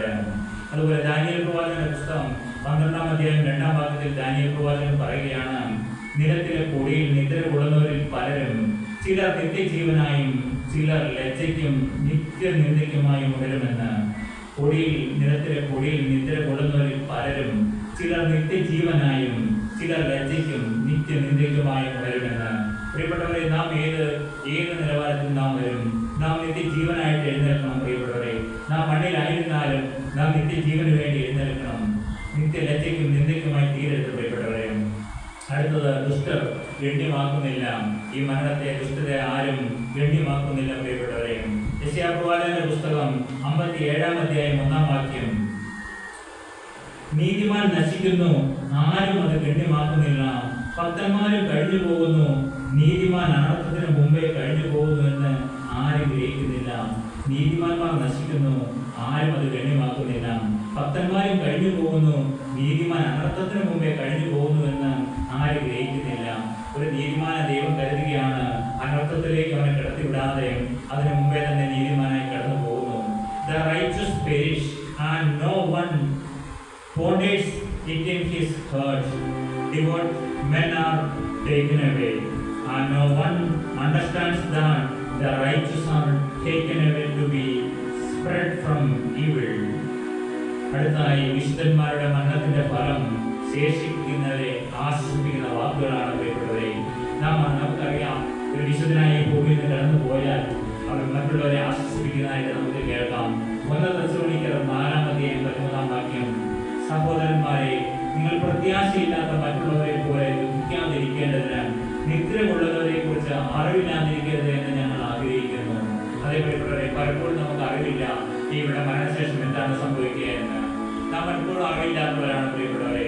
പക്ഷേ 1 തെസ്സലോനിക്കർ 4-ാം അധ്യായം 13-ാം വാക്യത്തിൽ പറയുകയാണ്, സഹോദരന്മാരെ, നിങ്ങൾ പ്രത്യാശയില്ലാത്ത മറ്റുള്ളവരെ പോലെ ദുഃഖിക്കാതിരിക്കേണ്ടതിന് നിദ്രകൊള്ളുന്നവരെ കുറിച്ച് അറിവില്ലാതിരിക്കരുത് എന്ന് ഞങ്ങൾ ആഗ്രഹിക്കുന്നു. Brothers, we do not want you to be ignorant about those who fall asleep or to grieve like the rest of men who have no hope. അതേ പ്രിയപ്പെട്ടവരെ, അറിവില്ലാതിരിക്കരുത്.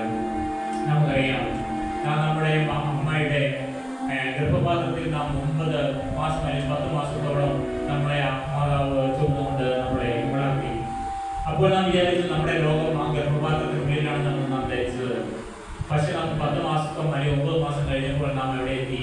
നാം ഈ ഒരു ലോകത്തിലേക്ക് എത്തി, ഈ ഭൂമിയിലെത്തി. ഇപ്പോൾ നാം ധരിക്കുകയാണ് ഈ ഭൂമിയാണ് ഇവിടെ ലോകം, ഇതാണ് നമ്മുടെ ലോകം എന്ന്. അല്ല പ്രിയപ്പെട്ടവരെ, ഇനി നാം ഒരു ലോകത്ത് കൂടി കിടക്കേണ്ടതുണ്ട്. ആ ലോകത്തിന്റെ പേര് ഒന്നെങ്കിൽ സ്വർഗരാജ്യം അല്ലെങ്കിൽ നിത്യനരകം പ്രിയപ്പെട്ടവരെ. അതുകൊണ്ടാണ് പിതാക്കന്മാർ നമ്മെ എപ്പോഴും ഓർമ്മിപ്പിച്ചിരിക്കുന്നത്, ഒരു വിശ്വാസി എപ്പോഴും ഓർത്തിരിക്കേണ്ട 4 കൂട്ടം കാര്യങ്ങൾ എന്താണ്? 1 മരണം, ഒരു ന്യായവിധി, സ്വർഗം അല്ലെങ്കിൽ നരകം. ഈ 4 അനുഭവങ്ങൾ എപ്പോഴും ഒരു മനുഷ്യൻ ഓർത്തിരിക്കണം പ്രിയപ്പെട്ടവരെ. ഞാൻ എൻ്റെ ഒരു അനുഭവം പറയാം. ഞാൻ എല്ലാ ദിവസവും മരണത്തെക്കുറിച്ച് ചിന്തയുള്ളവനായിട്ടാണ് ഓരോ ദിവസവും കിടന്നു പോവുക. ഞാൻ രാത്രി കിടന്നുറങ്ങുമ്പോൾ ഭഗവാനോട് പറയും, കർത്താവേ, ഈ രാത്രി ഞാൻ കിടന്നുറങ്ങുകയാണ്. ഞാൻ കിടന്നുറങ്ങുന്നത് എൻ്റെ ബെഡിലും തലേണയിലും മാത്രമല്ല പ്രിയപ്പെട്ടവരെ. ഞാൻ കർത്താവായ യേശു ക്രിസ്തുവിന്റെ ക്രൂശിന്റെ ചൂട്ടിലാണ് ഞാൻ കിടന്നുറങ്ങാറ്. അത് നിങ്ങൾക്ക് വിശ്വാസത്താൽ നിങ്ങൾക്ക് ലഭിക്കാവുന്ന ഒരു അനുഭവമാണ് പ്രിയപ്പെട്ടവരെ. കർത്താവായ യേശു ക്രിസ്തു 3 അണികളിൽ മേൽ തൂങ്ങി കിടക്കുന്നു, രക്തം വാർന്നൊലിക്കുന്നവനായി കിടക്കുന്നു, 2 കള്ളന്മാരുടെ മധ്യത്തിൽ കിടക്കുന്നത് നിങ്ങൾക്ക് കാണാം. ആ ക്രൂശിനെ കൊണ്ട് നിങ്ങൾ ചിന്തിക്കുക, ഞാൻ ഭാവിച്ചിരിക്കുന്നത് അല്ലെങ്കിൽ എന്റെ ബെഡിൽ കിടക്കുന്നത് ഞാൻ ആ കർത്താവായ യേശു ക്രിസ്തുവിന്റെ ക്രൂശിന്റെ ചൂട്ടിലാണ് പ്രിയപ്പെട്ടവരെ കിടക്കുന്നത്. അവിടെ കർത്താവിന്റെ പരിശുദ്ധമായ രക്തം ഒഴുകിക്കൊണ്ടിരിക്കുന്നുണ്ട്. അവിടെ നമുക്ക് എല്ലാ സകല പ്രശ്നത്തിനും പരിഹാരമുണ്ട്. അവിടെ ദുഷ്ടപിശാചിനെ അടുക്കാൻ കഴിയുകയില്ല, നമ്മളൊന്നും ചെയ്യാൻ കഴിയുകയില്ല. നിങ്ങൾ ചില സ്വപ്നങ്ങൾ കണ്ട് ഞെട്ടുന്നവരാണോ പ്രിയപ്പെട്ടവരെ? ഒരു സ്വപ്നവും നിങ്ങളെ അടിക്കുകയില്ല. ഈ കർത്താവായ യേശു ക്രിസ്തുവിന്റെ ആ ക്രൂശിൻ ചൂട്ടിലാണ് ഞാൻ പാവിരിച്ച് കിടന്നുറങ്ങുന്നത് എന്നുള്ള ആ ഉത്തമ ബോധ്യത്തോടെ നിങ്ങൾ രാത്രി ഉറങ്ങുക. പ്രഭാതത്തിൽ എഴുന്നേൽക്കുമ്പോൾ കർത്താവിനോട് പറയുക, കർത്താവേ, ഇന്ന് എന്റെ മരണമാണോ അല്ല യേശുവിന് എന്റെ 2ാമത്തെ വരവാണോ? എപ്പോഴും ഈ ഭൂമിയിൽ നിന്ന് കടന്നു പോയാലും ആ കടന്നു പോകുന്ന അനുഭവം എന്ന് പറയുന്നത് നമ്മുടെ ഉള്ളിൽ ഇനി ഒരു അകത്തെ മനുഷ്യനുണ്ട് പ്രിയപ്പെട്ടവരെ. ഈ പുറമെ കാണുന്ന ജീവൻ എന്ന് പറയുന്ന ആളല്ല, ഉള്ളിൽ അകത്തൊരു ജീവനുണ്ട്. ആ ജീവൻ ഇനിയും പുറത്ത് കിടക്കുകയാണ്. ആ ഗർഭപാത്രത്തിൽ നിന്ന് അമ്മയുടെ കൂടിൽ നിന്ന് പുറത്ത് കിടന്ന് ഒരു സ്റ്റെപ്പായി വീണ്ടും ഒരു സ്റ്റെപ്പ് കൂടി നാം കിടക്കണം പ്രിയപ്പെട്ടവരെ. അതിനാണ് മരണം എന്ന ഒരു വാതിലാണ് പ്രിയപ്പെട്ടവരെ. അതുകൊണ്ട് നാം മരണത്തെ ഭയപ്പെടുകയില്ല വേണ്ടത്, മരണത്തെ നാം പ്രത്യാശയോടെ നേരിടണം. ആ മരണം എന്ന ആ വാതിൽ കിടന്ന് നാം മറ്റൊരു ലോകത്തേക്ക് കിടക്കുകയാണ്. അതാണ് പ്രത്യാശയുടെ ലോകം പ്രിയപ്പെട്ടവരെ. നമ്മുടെ ലോകം അതാണ്. ഇന്ന് നമുക്ക് ഈ ഭൂമിയിൽ പറ്റിപ്പിടിച്ച് നമ്മൾ കിടക്കുകയാണ്. ഈ ഭൂമിയിലൊന്നും വിടാൻ നമുക്ക് മനസ്സല്ല. ഈ ഭൂമിയിലോട് അതുപോലെ പറ്റുമാനമാണ് പ്രിയപ്പെട്ടവരെ. എന്നാൽ അതെല്ലാം വിടുവാനാണ് ദൈവം നമ്മെ ഉദ്ബോധിപ്പിക്കുന്നത്. എപ്പോൾ കടന്നു പോയാലും, എപ്പോൾ ഈ ഉള്ളിലുള്ള മനുഷ്യൻ പുറത്ത് ചാടിയാലും അവരുടെ ദൂതന്മാർ വന്ന് നമ്മെ സ്വർഗത്തിലേക്ക് കൊണ്ടുപോകും. അതുകൊണ്ടാണ് നമ്മോട് പറയുന്നത്, നിദ്രകൊള്ളുന്നവരെ കുറിച്ച് അറിവില്ലാതിരിക്കരുത് എന്ന് ഞങ്ങൾ ആഗ്രഹിക്കുന്നു എന്ന് പ്രിയപ്പെട്ടവരെ. അതുകൊണ്ട് നിദ്ര പ്രാപിക്കുന്നവരെ കുറിച്ച് നാം കൃത്യമായിട്ട് അറിവുള്ളവരായിരിക്കണം പ്രിയപ്പെട്ടവരെ. അടുത്തത്, തങ്ങളുടേതും അതുപോലെ ആയിരിക്കണമെന്ന് ദുഷ്ടന്മാർ ആഗ്രഹിക്കുന്നു. വിശുദ്ധന്മാരുടെ മരണം പോലെ തന്നെ ദുഷ്ടന്മാരായിരിക്കുന്നവരും ആഗ്രഹിക്കുകയാണ് ഇതുപോലെ മരിക്കണമെന്ന്. സാധിക്കുമോ പ്രിയപ്പെട്ടവരെ? നമുക്ക് നോക്കാം. സംഖ്യാപുസ്തകം 23-10 യാക്കോബിന്റെ ധൂളിയെ ആർക്ക് എണ്ണാം? ഇസ്രായേലിന്റെ കാലാംശത്തെ ആർക്ക് ഗണിക്കാം? പത്രന്മാർ മരിക്കും പോലെ ഞാൻ മരിക്കട്ടെ, എന്റെ അവസാനം അവന്റേതുപോലെ ആകട്ടെ എന്ന് ദുഷ്ടന്മാർ പറയുകയാണ്. സംഖ്യാപുസ്തകത്തിൽ പറയുകയാണ്, യാക്കോബിന്റെ ധൂളിയെ ആർക്കെണ്ണാം? ഇസ്രായേലിന്റെ കാലാംശത്തെ ആർക്ക് ഗണിക്കാം? ഭക്തന്മാർ മരിക്കും പോലെ ഞാൻ മരിക്കട്ടെ, എന്റെ അവസാനം അവന്റേതുപോലെ ആകട്ടെ എന്ന്. ഒരു വിശുദ്ധൻ മരിക്കുന്നത് പോലെ കടന്നു പോകണമെന്നാണ് ദുഷ്ടന്മാരായിരിക്കുന്നവർ ആഗ്രഹിക്കുന്നത്. അതിനുവേണ്ടി പ്രാർത്ഥിക്കുകയാണ്. യാക്കോബിന്റെ ധൂളിയെ ആർക്കെണ്ണാം? ഇസ്രായേലിന്റെ കാലാംശത്തെ ആർക്ക് ഗണിക്കാമെന്ന്.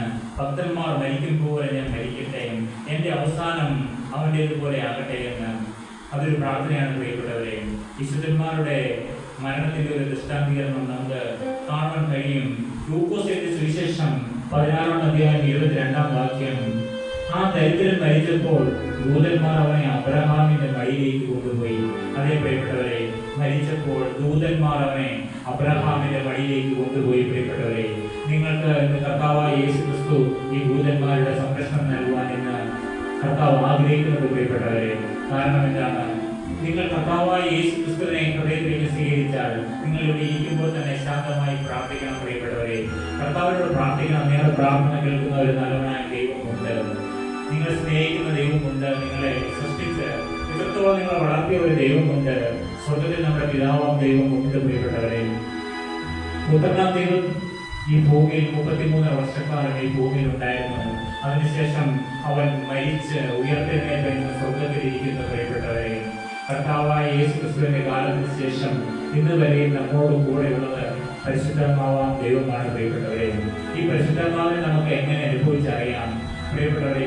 നമുക്കറിയാം, ഒരു വയർ പോകുന്ന ഒരു കമ്പിയിൽ, കറണ്ട് പാസ് ചെയ്യുന്ന ഒരു കമ്പിയിൽ അതിൽക്കൂടി കറണ്ട് പോകുന്നുണ്ട് എന്ന് നമുക്ക് ഒരിക്കലും കാണുവാൻ കഴിയുകയില്ല. പക്ഷെ നമ്മളതിന് തൊട്ടാൽ അറിയാം എന്തുണ്ട് കറണ്ട് പാസ് ചെയ്യുന്നെന്ന്. പ്രിയപ്പെട്ടവരെ, നിങ്ങൾക്ക് പരിശുദ്ധാത്മാവിനെ ഇതുപോലെ നിങ്ങൾക്ക് അനുഭവിക്കാം. നിങ്ങൾ പ്രാർത്ഥിക്കണം, പരിശുദ്ധാത്മാവാം ദൈവമേ, അവിടുത്തെ ഈ ഭൂമിയിലേക്ക് വന്ന് ശിഷ്യന്മാർ കാത്തിരുന്ന പ്രിയപ്പെട്ടവരെ. കർത്താവായ യേശു ക്രിസ്തു ഉയർന്നെഴുന്നേറ്റ് സ്വർഗ്ഗാരോഹണം ചെയ്ത ശേഷം വാഗ്ദത്തം ചെയ്ത പരിശുദ്ധാത്മാവിന് വേണ്ടി കാത്തിരുന്നു. ആ കാത്തിരിക്കുന്നവരുടെ മേൽ പരിശുദ്ധാത്മാവ് വരും പ്രിയപ്പെട്ടവരെ. നിങ്ങൾ പരിശുദ്ധാത്മാവിന് വേണ്ടി കാത്തിരിക്കുക. നിങ്ങളുടെ ഹൃദയം തുറന്നാൽ പരിശുദ്ധാത്മാവാം ദൈവം നിങ്ങളുടെ ഹൃദയത്തിലേക്ക് എഴുന്നേറ്റ് വരും. പരിശുദ്ധാത്മാവിനാൽ മാത്രമേ നമുക്കൊരു വിശുദ്ധ ജീവിതം സാധിക്കുകയുള്ളൂ പ്രിയപ്പെട്ടവരെ. പരിശുദ്ധാത്മാവ് നമ്മുടെ ഉള്ളിൽ ഉണ്ടെങ്കിൽ ദൂതന്മാർ നാം എപ്പോൾ കടന്നു പോയാലും അവൻ അബ്രഹാമിന്റെ വഴിയിലേക്ക് കൊണ്ടുപോയിക്കൊള്ളും, പർദീസയുടെ അനുഭവത്തിലേക്ക് കൊണ്ടുപോയിക്കൊള്ളും. പ്രിയപ്പെട്ടവരെ, the time came when the beggar died and angels carried him to Abraham's side. The rich man also died and was buried. അടുത്തത് കുറച്ച് വിശുദ്ധന്മാരുടെ കുറച്ച് ഉദാഹരണങ്ങൾ ചിന്തിച്ചുകൊണ്ട് ഇന്നത്തെ വനശുശ്രൂഷ നമുക്ക് അവസാനിപ്പിക്കാം. വിശുദ്ധന്മാരുടെ മരണത്തിന്റെ ഉദാഹരണങ്ങൾ ബൈബിളിൽ പറഞ്ഞിരിക്കുന്ന ചില വിശുദ്ധന്മാരോട് മാത്രം ചിന്തിച്ചുകൊണ്ട് നമുക്ക് ഇന്നത്തെ ശുശ്രൂഷ അവസാനിപ്പിക്കാം. ആദ്യമായി നമ്മൾ ചിന്തിക്കുന്നത് അബ്രഹാമിനെ കുറിച്ചാണ്. അബ്രഹാം വിശ്വാസികളുടെ പിതാവാണ്. പ്രിയപ്പെട്ടവരെ, അബ്രഹാം ഉൽപ്പത്തി പുസ്തകം 25-8 വാക്യം. അബ്രഹാം വയോധികനും കാലസമ്പൂർണനുമായി നല്ല വാർദ്ധക്യത്തിൽ പ്രാണനെ വിട്ടു മരിച്ചു, തന്റെ ജനത്തോട് ചേർന്നു. അതൊരു ഭാഗ്യമല്ലേ പ്രിയപ്പെട്ടവരെ? അബ്രഹാം വയോധികനും കാലസമ്പൂർണമായി നല്ല വാർദ്ധക്യത്തിൽ പ്രാണനെ വിട്ടു മരിച്ചു, തന്റെ ജനത്തോട് ചേർന്നു. അതേ പ്രിയപ്പെട്ടവരെ, ഏതൊരു ഭാഗ്യകരമായ അനുഭവമാണ്. നല്ല വാർദ്ധക്യത്തിൽ ഈ ഭൂമിയിൽ നിന്ന് കടന്നു പോകാൻ സാധിക്കുക ദൈവത്തിന്റെ അനുഗ്രഹമാണ് പ്രിയപ്പെട്ടവരെ. അപ്പോൾ നമ്മുടെ അബ്രഹാം പിതാവിന് അതിനൊരു ഭാഗ്യമുണ്ടായി. അബ്രഹാം വയോധികനും കാലസമ്പൂർണനുമായി നല്ല വാർദ്ധക്യത്തിൽ പ്രാണനെ വിട്ടു മരിച്ചു. നമുക്ക് പ്രാർത്ഥിക്കാൻ കഴിയും പ്രിയപ്പെട്ടവരെ, കർത്താവേ, എനിക്ക് കാലസമ്പൂർണ്ണ തികച്ച് നല്ല വാർദ്ധക്യത്തിൽ ഈ ഭൂമിയിൽ നിന്ന് കടന്നു പോകണമെന്ന് നമുക്ക് ദൈവത്തോട് പ്രാർത്ഥിക്കാൻ കഴിയും പ്രിയപ്പെട്ടവരെ, തന്റെ ജനത്തോട് ചേർന്നെന്നാണ്. Then Abraham breathed his last and died to a good old age and old man and full of years, and he was gathered to his people. ഉൽപ്പത്തി പുസ്തകം വായിക്കുമ്പോൾ ഈ അബ്രഹാമിനെ കുറിച്ച് നമുക്ക് ഒത്തിരി കാര്യങ്ങൾ പഠിക്കാൻ കഴിയും പ്രിയപ്പെട്ടവരെ. ഞാൻ അതൊന്നും വിവരിക്കുന്നില്ല. അദ്ദേഹത്തിന്റെ ഈ അവസാന കാലത്തെ കുറിച്ച് മാത്രം. അബ്രഹാം വയോധികനും കാലസമ്പൂർണനുമായി നല്ല വാർദ്ധക്യത്തിൽ പ്രാണനെ വിട്ട് മരിച്ചു, തന്റെ ജനത്തോട് ചേർന്നു. അടുത്തതായി ബൈബിളിൽ ഒരു കഥാപാത്രമാണ് ഇസ്ഹാക്ക്. അബ്രഹാമിന്റെ മകനാണ് ഇസ്ഹാക്ക് പ്രിയപ്പെട്ടവരെ. ഈ മകൻ ഭാഗ്യം കിട്ടുകയാണ്. ഉൽപ്പത്തി പുസ്തകം 35-29 വാക്യം. ഇസ്ഹാക്ക് വയോധികനും കാലസമ്പൂർണനുമായി പ്രാണനെ വിട്ടു മരിച്ചു, തന്റെ ജനത്തോട് ചേർന്നു. അത് ഇസ്ഹാക്കിനും ദൈവം വയോധികനായി കാലസമ്പൂർണനായി പ്രാണനെ വിട്ട് മരിച്ചു, തന്റെ ജനത്തോട് ചേർന്നു. അവരുടെ പുത്രന്മാരായ ഏശാവ് യാക്കോബും കൂടി അവനെ അടക്കം ചെയ്തു. അതേ മക്കൾ വന്ന് അവനെ അടക്കം ചെയ്യുകയാണ്. എന്താണ്? വയോധികനായി കാലസമ്പൂർണനായിട്ട് കടന്നു പോകാൻ ഭാഗ്യം കിട്ടിയ ഒരാളാണ് ഇസ്ഹാക്ക്. ഇനി ഇസ്ഹാക്കിന്റെ മകനായ യാക്കോബ്. ഉൽപ്പത്തി പുസ്തകം 49-33 വാക്യം. യാക്കോബ് തന്റെ പുത്രന്മാരോട് ആജ്ഞാപിച്ചു തീർന്ന ശേഷം അവൻ കാൽ കട്ടിലിന്മേൽ എടുത്തു വെച്ചിട്ട് പ്രാണനെ വിട്ടു, തന്റെ ജനത്തോട് ചേർന്നു. അതൊരു ഭാഗ്യമല്ലേ പ്രിയപ്പെട്ടവരെ? യാക്കോബ് തന്റെ പുത്രന്മാരോട് ആജ്ഞാപിച്ച് തീർന്ന ശേഷം അവൻ കാൽ കട്ടിലിന്മേൽ എടുത്തു വെച്ചിട്ട് പ്രാണനെ വിട്ടു, തന്റെ ജനത്തോട് ചേർന്നു. അതേ പ്രിയപ്പെട്ടവരെ, അതൊരു ഭാഗ്യമാണ്. തന്റെ മക്കളെല്ലാം വിളിച്ച് അടിയിൽ ചേർത്ത് നിർത്തി അവരോടെല്ലാം പറഞ്ഞു, മക്കളെ എങ്ങനെ കാര്യങ്ങളെല്ലാം ചെയ്യണമെന്ന്. 12 മക്കളാണുള്ളത് യാക്കോബിന്. ആ 12 മക്കളെയും പേരുപേരായി വിളിച്ച് അവർക്കെല്ലാം ദൈവത്തിൽ നിന്നുള്ള ആലോചനകൾ പറഞ്ഞു കൊടുത്തു. പ്രിയപ്പെട്ടവരെ, ഒരപ്പന് ദൈവത്തിൽ നിന്നുള്ള ആലോചന കേട്ട് തന്റെ മക്കൾക്ക് പറഞ്ഞു കൊടുക്കാൻ കഴിയണം. അല്ലെങ്കിൽ ഒരു അമ്മയ്ക്ക് ദൈവത്തിൽ നിന്നുള്ള ആലോചന കേട്ടിട്ട് ആ മക്കൾക്ക് പറഞ്ഞു കൊടുക്കാൻ കഴിയണം. പ്രിയപ്പെട്ടവരെ, യാക്കോബിന് അതിനുള്ള ഭാഗ്യമുണ്ടായി. 12 മക്കളെയും വിളിച്ചു, അരികിൽ വിളിച്ച് ഓരോരുത്തരോടും പ്രത്യേകം പറഞ്ഞു. ഈ 49 അധ്യായം വായിക്കുമ്പോൾ നമുക്ക് കാണാൻ കഴിയും, അബ്രഹാം തന്റെ ഓരോ മക്കളോടും പറയുന്നത് നമുക്ക് കാണുവാൻ കഴിയും. പ്രിയപ്പെട്ടവരെ, യാക്കോബ് തന്റെ പുത്രന്മാരോട് ആജ്ഞാപിച്ച് തീർന്ന ശേഷം അവൻ കാൽ കട്ടിലിന്മേൽ എടുത്തു വെച്ചിട്ട് പ്രാണനെ വിട്ടു, തന്റെ ജനത്തോട് ചേർന്നു. When Jacob had finished giving instructions to his sons, he drew his feet up into the bed, breathed his last, and was gathered to his people. അടുത്തതായി നമുക്ക് കാണാൻ കഴിയും അഹ്റോൻ എന്ന് പറയുന്ന ഒരു കഥാപാത്രത്തെ ആണ് നമുക്ക് കാണാൻ കഴിയുന്നത്. ഈ അഹ്റോൻ സംഖ്യാപുസ്തകം 20-28 വാക്യത്തിൽ അഹ്റോന്റെ മരണത്തെ കുറിച്ച് പറയാനുണ്ട്. പ്രിയപ്പെട്ടവരെ, മോശെ അഹ്റോന്റെ വസ്ത്രം ഊരി അവന്റെ മകനായ ഏലിയാസറിനെ ധരിപ്പിച്ചു. അഹ്റോൻ അവിടെ പർവ്വതത്തിന്റെ മുകളിൽ വെച്ച് മരിച്ചു. മോശയും ഏലിയാസറും പർവ്വതത്തിൽ നിന്ന് ഇറങ്ങി വന്നു. പ്രിയപ്പെട്ടവരെ, അതേ അഹ്റോന്റെ മരണത്തെ കുറിച്ച് സംഖ്യാപുസ്തകം 20 അധ്യായത്തിലാണ് കാണുന്നത്. മോശെ അഹ്റോന്റെ വസ്ത്രം ഊരി, മോശയുടെ സഹോദരനാണ് പ്രിയപ്പെട്ടവരെ അഹ്റോൻ. പക്ഷേ സ്വന്തം സഹോദരന്റെ വസ്ത്രം ഊരി അവന്റെ മകനായ ഏലിയാസറിനെ ധരിപ്പിച്ചു. അഹറോൻ അവിടെ പർവ്വതത്തിന്റെ മുകളിൽ വെച്ച് മരിച്ചു. മോശയും ഏലിയാസറും പർവ്വതത്തിൽ ഇറങ്ങി വന്നു പ്രിയപ്പെട്ടവരെ. Moses removed Aaron's garments and put them on his son Eleazar, and Aaron died there on top of the mountain. Then Moses and Eleazar came down from the mountain. പ്രിയപ്പെട്ടവരെ, അതുഭാഗ്യകരമായ ഒരു മരണമാണ്, ഒരു വിശുദ്ധന്റെ മരണമാണ്. ആ പർവ്വതത്തിന് മുകളിൽ വെച്ച് കടന്നു പോകാൻ കഴിയുക എന്ന് പറയുന്നത്.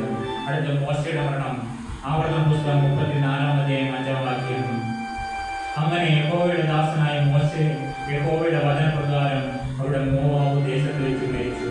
അതെ, മോശയുടെ മരണം. അങ്ങനെ യഹോവയുടെ ദാസനായ മോശെ യഹോവയുടെ വചനപ്രകാരം അവിടെ മോവാബ് ദേശത്ത് വെച്ച് മരിച്ചു. And Moses, the servant of the Lord, died there in Moab as the Lord had said. അതെ, യഹോവയുടെ വചനപ്രകാരം ഈ ഭൂമിയിൽ നിന്ന് കടന്നു പോകാൻ ഭാഗ്യം കിട്ടിയ ഒരാളാണ് മോശെ. അടുത്ത് കാണാൻ കഴിയും, യോശുവയെ കുറിച്ച് കാണുവാൻ കഴിയും. യോശുവയുടെ പുസ്തകം 24-29 അതിനുശേഷം യഹോവയുടെ ദാസനായി നൂന്റെ മകനായ യോശുവ 110 വയസ്സുള്ളവനായി മരിച്ചു എന്ന് കാണാൻ കഴിയും. അതെ, 110 വയസ്സുള്ളവനായിട്ട് ഈ ഭൂമിയിൽ നിന്ന് യോശുവയ്ക്ക് കടന്നു പോകാൻ ഭാഗ്യം കിട്ടിയും. അതിനുശേഷം യഹോവയുടെ ദാസനായി നൂന്റെ മകനായ യോശുവ. അതേ പ്രിയപ്പെട്ടവരെ, യഹോവയുടെ ദാസൻ എന്ന് നാം വായിക്കുമ്പോൾ വിചാരിക്കും അതൊക്കെ വലിയ പദവിയാണ് പ്രിയപ്പെട്ടവരെ. സ്വർഗത്തിലെ ദൈവത്തിന്റെ ഒരു ദാസനാവുക, യഹോവയുടെ ദാസൻ എന്നറിയപ്പെടുക, അതെല്ലാം വലിയ വലിയ പദവിയാണ് പ്രിയപ്പെട്ടവരെ. യഹോവയുടെ ദാസനായി നൂന്റെ മകനായ യോശുവ 110 വയസ്സുള്ളവനായി മരിച്ചു എന്ന്. After these things, Joshua, son of Nun, the servant of the Lord, died of the age of 110. 110 വയസ്സുള്ളവനായി മരിച്ചു.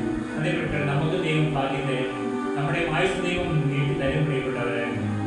അടുത്തായി നമുക്ക് എലീശ പ്രവാചകൻ 2 രാജാക്കന്മാരുടെ പുസ്തകം 13-14 ആ കാലത്ത് എലീശ മരണഹേതുകരമായ രോഗം പിടിച്ച് കിടന്നു. അപ്പോൾ ഇസ്രായേൽ രാജാവായ യോവാസ് അവന്റെ അടുക്കൽ വന്നു ചെന്ന് അവന്റെ മുഖത്തിന്മേൽ കുനിഞ്ഞ് കരഞ്ഞു, എൻ്റെ പിതാവേ, എൻ്റെ പിതാവേ, ഇസ്രായേലിന്റെ തേരും തേരാളികളുമായുള്ളവരെ എന്ന് പറഞ്ഞു. എലീശ പ്രവാചകൻ മരണഹേതുമായ ഒരു രോഗം പിടിച്ച് കിടക്കുകയാണ്.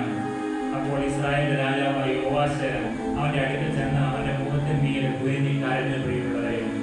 പ്രവാചകൻ കടലിൽ മരണാസന്നായി കിടക്കുമ്പോൾ ആ പ്രവാചകൻ, ആ രാജാവ്, ആ ദേശത്തിന്റെ രാജാവ് തന്നെ കടന്നു ചെയ്യുകയാണ്. പ്രവാചകൻ അടുത്തേക്ക് കടന്നു എന്ന് മുഖം കുരിച്ച് കരഞ്ഞു. എന്നിട്ട് പറയുകയാണ്, എൻ്റെ പിതാവേ, എൻ്റെ പിതാവേ, ഇസ്രായേലിന്റെ തേരും തേരാളികളുമായുള്ളവേ എന്ന് പറഞ്ഞു. കാരണം പ്രവാചകൻ അവിടെ ആ ദേശത്തുള്ളത് കൊണ്ട് ശത്രു സൈന്യം ആ ദേശത്ത് കിടക്കാതെ സ്വർഗത്തിലെ ദൈവം ഒരു സംരക്ഷണം കൊടുത്തു പ്രിയപ്പെട്ടവരെ. അതാണ് ഒരു വിശുദ്ധന്റെ ഭാഗ്യം, ഒരു പ്രവാചകന്റെ ഭാഗ്യം. അതാണ് പ്രിയപ്പെട്ടവരെ. അദ്ദേഹം അവിടെ ആ എലീശ പ്രവാചകൻ ഉള്ളത് കൊണ്ട് ആ ദേശത്തേക്ക് ആര് കിടന്നു വന്നില്ല, യുദ്ധത്തിന് ആരും കിടന്നു വന്നില്ല. Now Elisha was suffering from the illness from which he died. Jehu, king of Israel, went down to see him and wept over him. My father, he cried, the chariots and horsemen of Israel. 20 വാക്യം. എന്നാൽ എലീശ മരിച്ചു, അവർ അവനെ അടക്കം ചെയ്തു. പിറ്റേ ആണ്ടിൽ മോവാബിയുടെ പടക്കൂട്ടങ്ങൾ ദേശത്തെ ആക്രമിച്ചു പ്രിയപ്പെട്ടവരെ. എന്നാൽ എലീശ മരിച്ചു, അവർ അവനെ അടക്കം ചെയ്തു. പിറ്റേ ആണ്ടിൽ മോവാബിയുടെ പടക്കൂട്ടങ്ങൾ ദേശത്തെ ആക്രമിച്ചു പ്രിയപ്പെട്ടവരെ. ആ പ്രവാചകൻ മരിച്ചു, അടക്കം ചെയ്തു. പിറ്റേ ആണ്ടിൽ മോവാബിയുടെ പടക്കൂട്ടങ്ങൾ ദേശത്തെ ആക്രമിക്കുന്നതായിട്ട് കാണുകയാണ് പ്രിയപ്പെട്ടവരെ. പ്രവാചകൻ കടന്നുപോയി. അപ്പോൾ സൈന്യത്തിന്റെ ഒരു ആക്രമണമാണ് ഉണ്ടായി പ്രിയപ്പെട്ടവരെ. Elisha died and was buried. Now Moabite raiders used to enter the country every spring പ്രിയപ്പെട്ടവരെ. പിറ്റേ ആണ്ടിൽ മോവാബിയുടെ പടക്കൂട്ടങ്ങൾ ദേശത്തെ ആക്രമിച്ചു പ്രിയപ്പെട്ടവരെ. ഒരു പ്രവാചകനായി ഭൂമിയിൽ നിൽക്കാൻ നമുക്ക് കഴിയും പ്രിയപ്പെട്ടവരെ.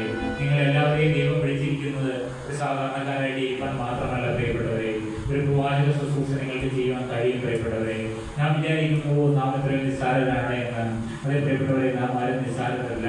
ദൈവം നമ്മെ വിലയേറിയവരും മാന്യരുമായിട്ടാണ് നമ്മളെ കണ്ടിരിക്കുന്നത് പ്രിയപ്പെട്ടവരെ. അടുത്തായി നമുക്ക് ക്രൂശിലെ കള്ളൻ. ആരാണ് ക്രൂശിലെ കള്ളൻ? അതെ, 2 കള്ളന്മാരുടെ മധ്യത്തിലാണ് കർത്താവായ യേശു ക്രിസ്തു ക്രൂശിക്കപ്പെട്ടത്. ക്രൂശിക്കപ്പെട്ടിരിക്കുന്നത്.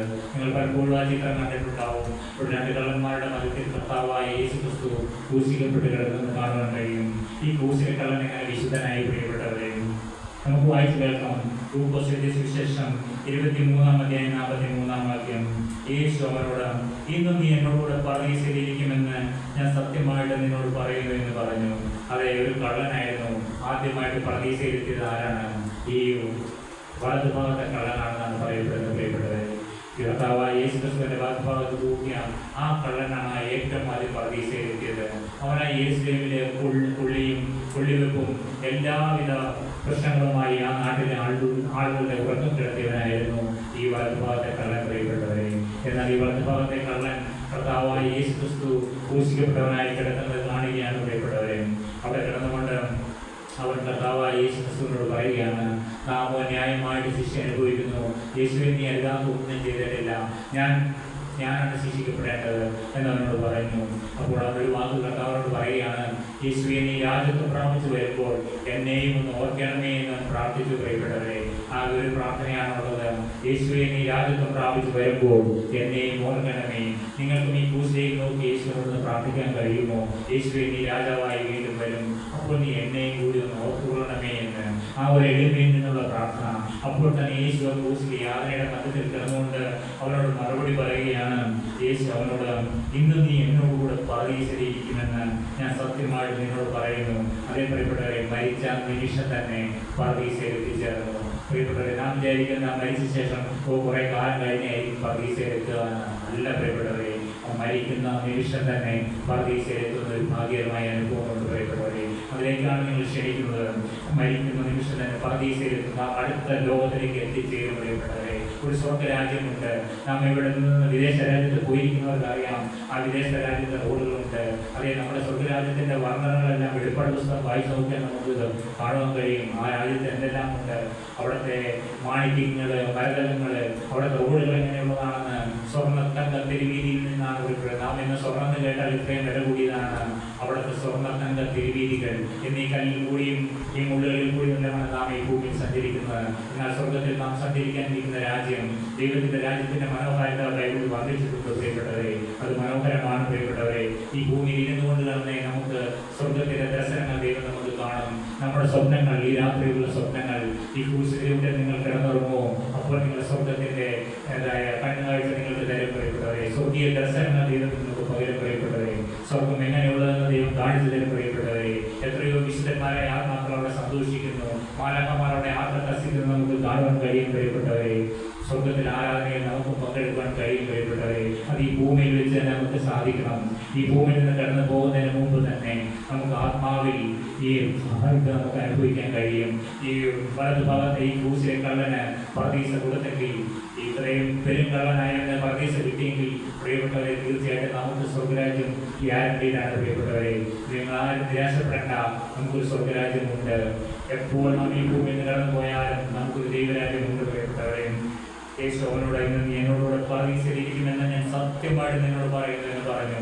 Jesus answered him, I tell you the truth, today you will be with me in paradise. അതേ പ്രിയപ്പെട്ടവരെ, പറുദീസയിലിരിക്കുന്ന അനുഭവം. ഇനി അവസാനമായി തബീത എന്നൊരു മകളെക്കുറിച്ച് കൂടി നമുക്ക് ചിന്തിച്ച് എന്ന ശുശ്രൂഷ അവസാനിപ്പിക്കാമെന്ന് ഞാൻ കർത്താവിൽ പ്രത്യാശിക്കുകയാണ്. അപ്പോസ്തലപ്രവൃത്തികളുടെ പുസ്തകം 9-34 വാക്യം. ആ കാലത്ത് അവൾ ദീനം പിടിച്ചു മരിച്ചു. അവർ അവളെ കുളിപ്പിച്ച് ഒരു മാളിക മുറിയിൽ കിടത്തി. ആ കാലത്ത് അവൾ ദീനം പിടിച്ചു മരിച്ചു. അവർ അവളെ കുളിപ്പിച്ച് ഒരു മാളിക മുറിയിൽ കിടത്തി. About that time she became sick and died, and her body was washed and placed in an upstairs room. ആ കാലത്ത് അവൾ ദീനം പിടിച്ചു മരിച്ചു. ഞാൻ വായിച്ച് കേൾപ്പിക്കാം. അപ്പോസ്തലപ്രവൃത്തികളുടെ പുസ്തകം 9-36 വാക്യം വരെ വായിച്ചു കേൾപ്പിക്കാം. സംഭവം നിങ്ങളൊന്ന് ശ്രദ്ധിക്കാം. യോപ്പയിൽ പേടമാൻ എന്നർത്ഥമുള്ള തബീത എന്ന പേരുള്ള ഒരു ശിഷ്യയുണ്ടായിരുന്നു. അവൾ വളരെ സൽപ്രവൃത്തികളും ധർമ്മങ്ങളും ചെയ്തു പോകുന്നവളായിരുന്നു. ആ കാലത്ത് അവൾ ദീനം പിടിച്ചു മരിച്ചു. അവർ അവളെ കുളിപ്പിച്ച് ഒരു മാളിക മുറിയിൽ കിടത്തി. ലുദ്ദ യോപ്പയ്ക്ക് സമീപമാകിയാൽ പത്രോസ് അവിടെ ഉണ്ടെന്ന് ശിഷ്യന്മാർ കേട്ടു. പത്രോസ് എന്ന് പറയുന്ന കർത്താവായ യേശുക്രിസ്തുവിന്റെ ശിഷ്യനാണ്. അവിടെ ഉണ്ടെന്ന് ശിഷ്യന്മാർ കേട്ടു. ഈ താമസിയാതെ ഞങ്ങളുടെ അടുക്കളോളം വരണമെന്ന് അപേക്ഷിപ്പാൻ 2 ആളെ അവന്റെ അടുക്കൽ അയച്ചു. പത്രോസ് എഴുന്നേറ്റ് അവരുടെ കൂടെ ചെന്നു. എത്തിയപ്പോൾ അവർ അവളെ മാളിക മുറിയിൽ കൊണ്ടുപോയി. അവിടെ വിധവമാർ എല്ലാവരും കരഞ്ഞുകൊണ്ടും തബീത തങ്ങളോടുകൂടെ ഉള്ളപ്പോൾ ഉണ്ടാക്കിയ കുപ്പായങ്ങളും ഉടുപ്പുകളും കാണിച്ചുകൊണ്ടും അവരെ ചുറ്റും നിന്നു. പത്രോസ് അവരെയൊക്കെയും പുറത്തിറക്കി മുട്ടുകുത്തി പ്രാർത്ഥിച്ചു. ശവത്തിന്റെ നേർ തിരിഞ്ഞ് തബീതായെ എഴുന്നേൽക്ക എന്ന് പറഞ്ഞു. അവൾ കണ്ണു തുറന്നു. പത്രോസിനെ കണ്ട് എഴുന്നേറ്റിരുന്നു. അവൻ കൈ കൊടുത്ത് അവളെ എഴുന്നേൽപ്പിച്ചു. വിശുദ്ധന്മാരെയും വിധവന്മാരെയും വിളിച്ച് അവളെ ജീവനുള്ളവരായി അവരുടെ മുമ്പിൽ നിർത്തി. പ്രിയപ്പെട്ടവരെ, ഇവൻ അത്ഭുതം അപ്പോസ്തലനായ പത്രോസിൽ കൂടി നടക്കുകയാണ്. ആര് മരിച്ചു? ഈ തബീത എന്ന് പറയുന്ന ആ സ്ത്രീ മരിച്ചു. അവളെ കുളിപ്പിച്ച്, നമുക്കറിയാം അവിടെ ആരെങ്കിലും മരിച്ചു കഴിഞ്ഞാൽ അവരെ കുളിപ്പിച്ച് അവിടെ കിടക്കാറുണ്ട്. ഇവിടെ പറഞ്ഞിരിക്കുന്നത് ആ മാളിക മുറിയിൽ കിടത്തിയെന്നാണ്. അതേ മാളിക മുറിയിൽ കിടത്തിയിരിക്കുകയാണ്. അപ്പോഴാണ് അവിടെയുള്ള 1-2 പേര് പറഞ്ഞു, കർത്താവിൻ്റെ ശിഷ്യനായ പത്രോസ് ശ്ലീഹ അവിടെ ഉണ്ട്. അടുത്ത സ്ഥലമായ ലുദ്ദയിലുണ്ട്. ലുദ്ദയിൽ യോപ്പയ്ക്ക് സമീപമാകിയാൽ പത്രോസ് അവിടെ ഉണ്ടെന്ന് ശിഷ്യന്മാർ കേട്ടു. അത് ഈ പത്രോസിൻ്റെ അരികിലേക്ക് പറഞ്ഞു വിടുകയാണ്. ഈ തബീത മരിച്ച് ആ പാടിൽ കിടക്കുകയാണ്. അപ്പോൾ എല്ലാവരും സങ്കടപ്പെട്ട് കരഞ്ഞുകൊണ്ടിരിക്കുന്ന സമയം പത്രോസിൻ്റെ അരികിലേക്ക് എന്ന് പറഞ്ഞു, നമ്മുടെ തബീത ഈ ഭൂമിയിൽ നിന്ന് കടന്നുപോയെന്ന്. പത്രോസിന് വേണ്ടി ഒരു പരിശുദ്ധാത്മാവുണ്ടായിരുന്നു. പ്രിയപ്പെട്ടവരെ, പത്രോസ് ഒരു 8 കൂട്ടം തിരിയാത്ത ഒരു മുക്കുവനായിരുന്നു. ആ മുക്കുവനെ കർത്താവ് വിളിച്ചു, ഞാൻ നിന്നെ മനുഷ്യൻ പിടിക്കുന്നവനാക്കാം. നീ ജീവനുള്ള മീനെ പിടിച്ച് കൊല്ലുന്നവനായ പത്രോസിനെ മരിച്ചുപോയ മനുഷ്യർ ജീവനുള്ളവനാക്കുവാൻ. അതേ പ്രിയപ്പെട്ടവരെ, ഈ പത്രോസിന്റെ ദൈവ അഭിഷേകം പകർന്നു. പ്രിയപ്പെട്ടവരെ, പരിശുദ്ധാത്മാവ് പത്രോസിന്റെ മേൽ വന്നിരുന്നു. പരിശുദ്ധാത്മ നിറവിലാണ് പത്രോസ് കർത്താവിനെ ശുശ്രൂഷ ചെയ്തത്. പ്രിയപ്പെട്ടവരെ, അപ്പോൾ തബീത മരിച്ചു കിടക്കുന്ന വിവരം അറിയിച്ചു. അവിടെ എല്ലാ മുറിയിലേക്ക് കടന്നിരുന്നു. പത്രോസ് മുറിയിലുള്ള എല്ലാവരെയും പുറത്താക്കിയ ശേഷം മുട്ടുകുത്തി ആ ശവമായി കിടക്കുന്ന ആ തബീതയുടെ നേരെ നോക്കി പറഞ്ഞു, തബീതായെ നീ എഴുന്നേൽക്ക എന്ന്. പ്രിയപ്പെട്ടവരെ, ഇന്നും നാം മരിച്ച അവസ്ഥയിലാണ് പ്രിയപ്പെട്ടവരെ കടന്നു വന്നിരിക്കുന്നത്. നമുക്ക് പറഞ്ഞ ശരീരത്തിൽ ജീവനുണ്ട്, പക്ഷെ നമ്മുടെ ഉള്ളിലെ ആത്മാവിൻ്റെ അവസ്ഥയും എങ്ങനെയാണ് പ്രിയപ്പെട്ടവരെ? നമ്മുടെ ആത്മാവിൽ ജീവനുണ്ടോ? എങ്ങനെയാണ് ജീവനുണ്ട് എന്ന് അറിയുന്നതിൻ്റെ ലക്ഷണം? എങ്ങനെയാണ് നമ്മുടെ ഉള്ളിലെ ആത്മാവിൽ ജീവനുണ്ടോ എന്ന് നമുക്ക് എങ്ങനെ അറിയാൻ കഴിയും പ്രിയപ്പെട്ടവരെ? നമുക്കറിയാം, ഒരു കുഞ്ഞ് ജീവനോടെ പുറത്തേക്ക് വരുമ്പോൾ അവൻ എന്ത് ചെയ്യാറുണ്ട്? ഒറ്റ കാറലായിരിക്കും, ഒറ്റ കരച്ചിലായിരിക്കും. എന്തിനാണ്? അവനെ ശ്വസിക്കുന്നതിന് വേണ്ടിയാണ്. ആ കുഞ്ഞ് പുറത്ത് വരുന്നപ്പോൾ തന്നെ കരയും. നമ്മളെല്ലാം ചിരിക്കും, പക്ഷെ ആ കുഞ്ഞ് എന്തായിരിക്കും ചെയ്യുക? അവൻ കരയുകയായിരിക്കും ചെയ്യുക. എന്തിനാണ്? അവന് ശ്വാസം എടുക്കാൻ വേണ്ടിയാണ്. പ്രിയപ്പെട്ടവരെ, നമുക്ക് ഉള്ളിൽ ആത്മാവിൽ ജീവനുണ്ടോ എന്ന് എങ്ങനെ അറിയാം? നമ്മുടെ നാവിൽ നിന്ന് സ്തുതിയും സ്തോത്രവും വരുന്നുണ്ടെങ്കിൽ, ദൈവത്തോടുള്ള നന്ദി വരുന്നുണ്ടെങ്കിൽ നമ്മുടെ ഉള്ളിൽ ജീവനുണ്ട്. പ്രിയപ്പെട്ടവരെ, ഇന്ന് ഇത്രയും ചുരുങ്ങിയ ആത്മാക്കളാണ് നമ്മൾ കർത്താവിൻ്റെ സന്നിധിയിലാണ് കടന്നു വന്നിരിക്കുന്നത്. പ്രിയപ്പെട്ടവരെ, നമുക്ക് കർത്താവിനോട് പറയാം, കർത്താവേ, ഞങ്ങൾക്ക് ആത്മാവിൽ ജീവൻ തരണം. തബീതായ പേര് ചൊല്ലി വിളിച്ചതുപോലെ നിങ്ങൾ ഓരോരുത്തരെയും പേര് ചൊല്ലി വിളിച്ച് ഇന്ന് കർത്താവ് ജീവൻ പകരാൻ കർത്താവ് ആഗ്രഹിക്കുകയാണ്. പ്രിയപ്പെട്ടവരെ, നിങ്ങൾ ആരും വന്നത് വെറുതെ ആയില്ല. പ്രിയപ്പെട്ടവരെ, ഇന്ന് കടന്നു വന്നത് സ്വർഗ്ഗത്തിൽ ദൈവം നമുക്ക് ജീവൻ തരുന്ന ദിവസമാണ്. നമുക്ക് ശരീരത്തിൽ ജീവനുണ്ട്, പക്ഷെ ഞങ്ങളുടെ ആത്മാവിൽ മരിച്ചിരിക്കുകയാണ് കർത്താവേ. അപ്പോൾ ഞങ്ങളുടെ ആത്മാവിൽ മരിച്ച അവസ്ഥയിലാണ് കർത്താവേ. ഞങ്ങളുടെ മേൽ നിന്റെ ജീവൻ പകരണം. തബീതായെ എഴുന്നേൽക്ക എന്ന് പറഞ്ഞ ശബ്ദം, ലാസറയെ പുറത്തു വരിക എന്ന് പറഞ്ഞ ശബ്ദം കർത്താവേ, ഇന്ന് ഞങ്ങളെ ഓരോരുത്തരെയും സ്വർഗ്ഗത്തിലെ അപ്പ ഞങ്ങളുടെ പേര് ചൊല്ലി വിളിക്കണമേ എന്ന് പറയും. പ്രാർത്ഥിക്കാൻ അപ്പ, ഞങ്ങളുടെ പേര് നിനക്ക് അറിയാമല്ലോ അപ്പ. അപ്പം ഞങ്ങളുടെ പേര് ചൊല്ലി വിളിച്ച് ഞങ്ങൾ ഇന്ന് ജീവിക്കണമേ എന്ന് ഞങ്ങൾ നിന്നോട് പ്രാർത്ഥിക്കുകയാണ് കർത്താവേ. നമുക്ക് ഒരു നിമിഷം കണ്ണുകൾ അടയ്ക്കാം, കർത്താവിനോട് പ്രാർത്ഥിക്കാൻ പറയപ്പെട്ടവരെ. അപ്പോൾ ആ സ്വർഗ്ഗത്തിലെ ദൈവമേ, ഇന്നത്തെ കിടന്നു വന്നിരുന്നവർക്ക് സ്വർഗ്ഗത്തിലെ ജീവൻ പകരണം അപ്പ. ഹല്ലേലൂയ, നിത്യജീവൻ പകരണം കർത്താവേ. സ്തോത്രം കർത്താവേ. അപ്പോൾ ഈ ഹാള് വിട്ട് കർത്താവേ നിന്റെ ജീവൻ പ്രാപിക്കാതെ ഒരു കുഞ്ഞു പോലും ഇവിടെ വിട്ട് എഴുന്നേൽക്കാൻ പാടില്ല അപ്പ. Hallelujah, hallelujah, hallelujah. സ്വർഗ്ഗത്തിലെ അപ്പ ജീവൻ പകരുന്ന ദിവസമാക്കണമേ എന്ന് പ്രാർത്ഥിക്കുകയാണ് കർത്താവേ. അപ്പാ സ്തോത്രം, നീ ഞങ്ങളുടെ ജീവൻ മരണം രുചി നോക്കി കർത്താവേ. നീ ക്രൂശിൽ ഞങ്ങളുടെ മരണമെല്ലാം വഹിച്ചു. ഹല്ലേലൂയ, നീ ക്രൂശിൽ ഞങ്ങളുടെ മരണം രുചി നോക്കി ഞങ്ങളുടെ പാപങ്ങളും ശാപങ്ങളും രോഗങ്ങളും ദാരിദ്ര്യവും എല്ലാം കർത്താവായ യേശുക്രിസ്തുവിന്റെ ക്രൂശിലേക്ക് നിങ്ങൾക്ക് ഏൽപ്പിക്കാൻ പറയപ്പെട്ടവരെ, നിങ്ങളുടെ മരണം ഏൽപ്പിക്കാൻ പറയപ്പെട്ടവരെ. ഹല്ലേലൂയ, ഈ മരണത്തിന് നമ്മുടെ മേൽ യാതൊരു കാര്യവുമില്ല പ്രിയപ്പെട്ടവരെ.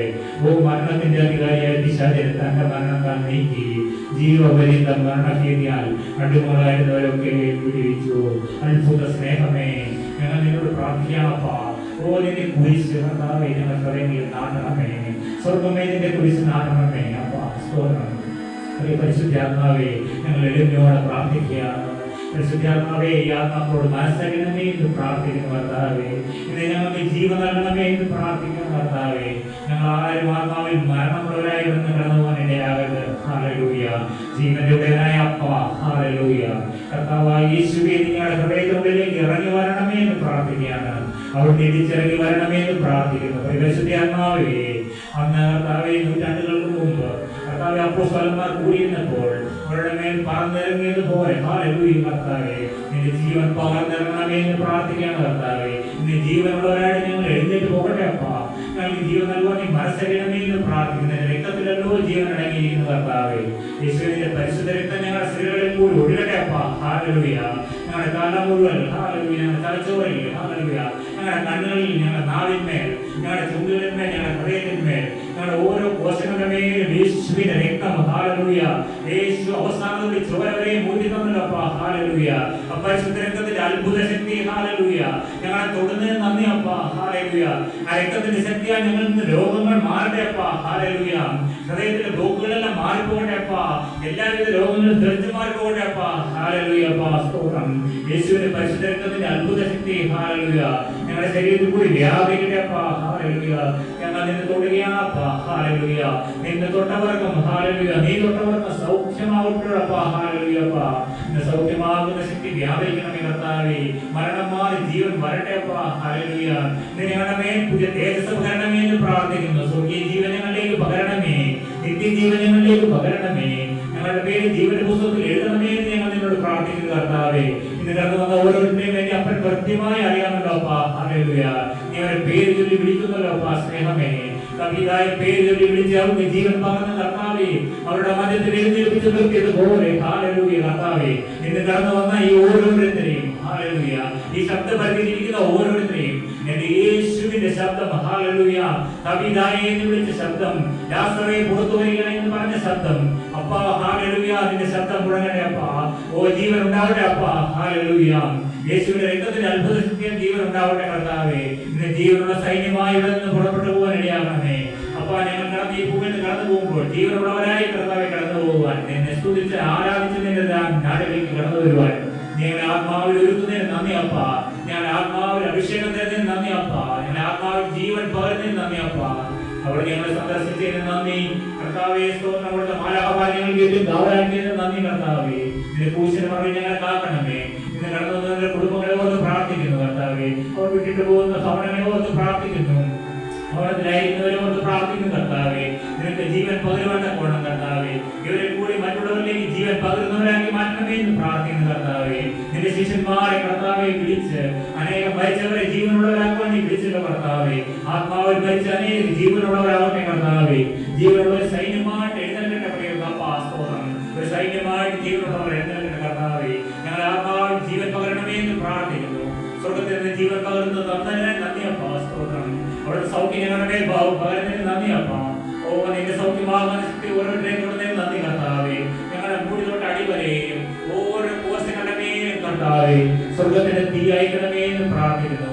പരിശുദ്ധമാവുന്ന തീ ഞങ്ങളെ തൊടുന്നതിന് നന്ദി, ഞങ്ങളെ ജീവിപ്പിക്കുന്നതിന് നന്ദി അപ്പാ. ഇന്ന് ഞങ്ങളുടെ പേര് സ്വർഗത്തിലെ ജീവന്റെ പുസ്തകത്തിൽ എഴുതി ചേർക്കണമേ എന്ന് പ്രാർത്ഥിക്കുന്നു. നന്ദിയെല്ലാം നമ്മൾക്കായി സ്തോത്രം, കൃപകൾക്കായി സ്തോത്രം. പരിശുദ്ധമാവാദ്യമേ ഞങ്ങൾക്ക് കാവലും കോട്ടയമായിരിക്കണമേ എന്ന് പ്രാർത്ഥിക്കുന്നു. മകനെ ഇതാവുന്ന വഴിയിൽ നടന്നുകൊണ്ട് എന്നുള്ള ശബ്ദം ഞങ്ങൾ കേൾപ്പിക്കണമേ എന്ന് പ്രാർത്ഥിക്കുന്നു. നമ്മുടെ എല്ലാ സൗഖ്യങ്ങൾക്കായി നന്ദി, നമ്മുടെ എല്ലാ നന്മകൾക്കായി സ്തോത്രം കർത്താവേ. അടിയർക്കായി ജീവിതം യേശുവിൻ നാമത്തിൽ പ്രാർത്ഥിക്കുന്നു. കൃപയോടെ കേട്ട ഉത്തരം തരുമാറാകണം പിതാവേ. ആമേൻ. ഇത്രയും സമയം കർത്താവിന്റെ വചനത്തിന് മുമ്പിൽ ഇരുന്ന നിങ്ങൾ ഓരോരുത്തരെയും ദൈവസമ്മതമായിട്ട് അനുഗ്രഹിക്കട്ടെ എന്ന് പ്രാർത്ഥിക്കുന്നു. നമുക്ക് ആശീർവാദത്തോടെ പിരിയാം. പിതാവാം ദൈവത്തിന്റെ സ്നേഹവും പുത്രനാം ദൈവത്തിന്റെ കൃപയും പരിശുദ്ധാത്മാവിന്റെ സമ്മതവും സഹവാസവും നമ്മളെല്ലാവരോടും കൂടെ നാളും ഉണ്ടായിരിക്കട്ടെ.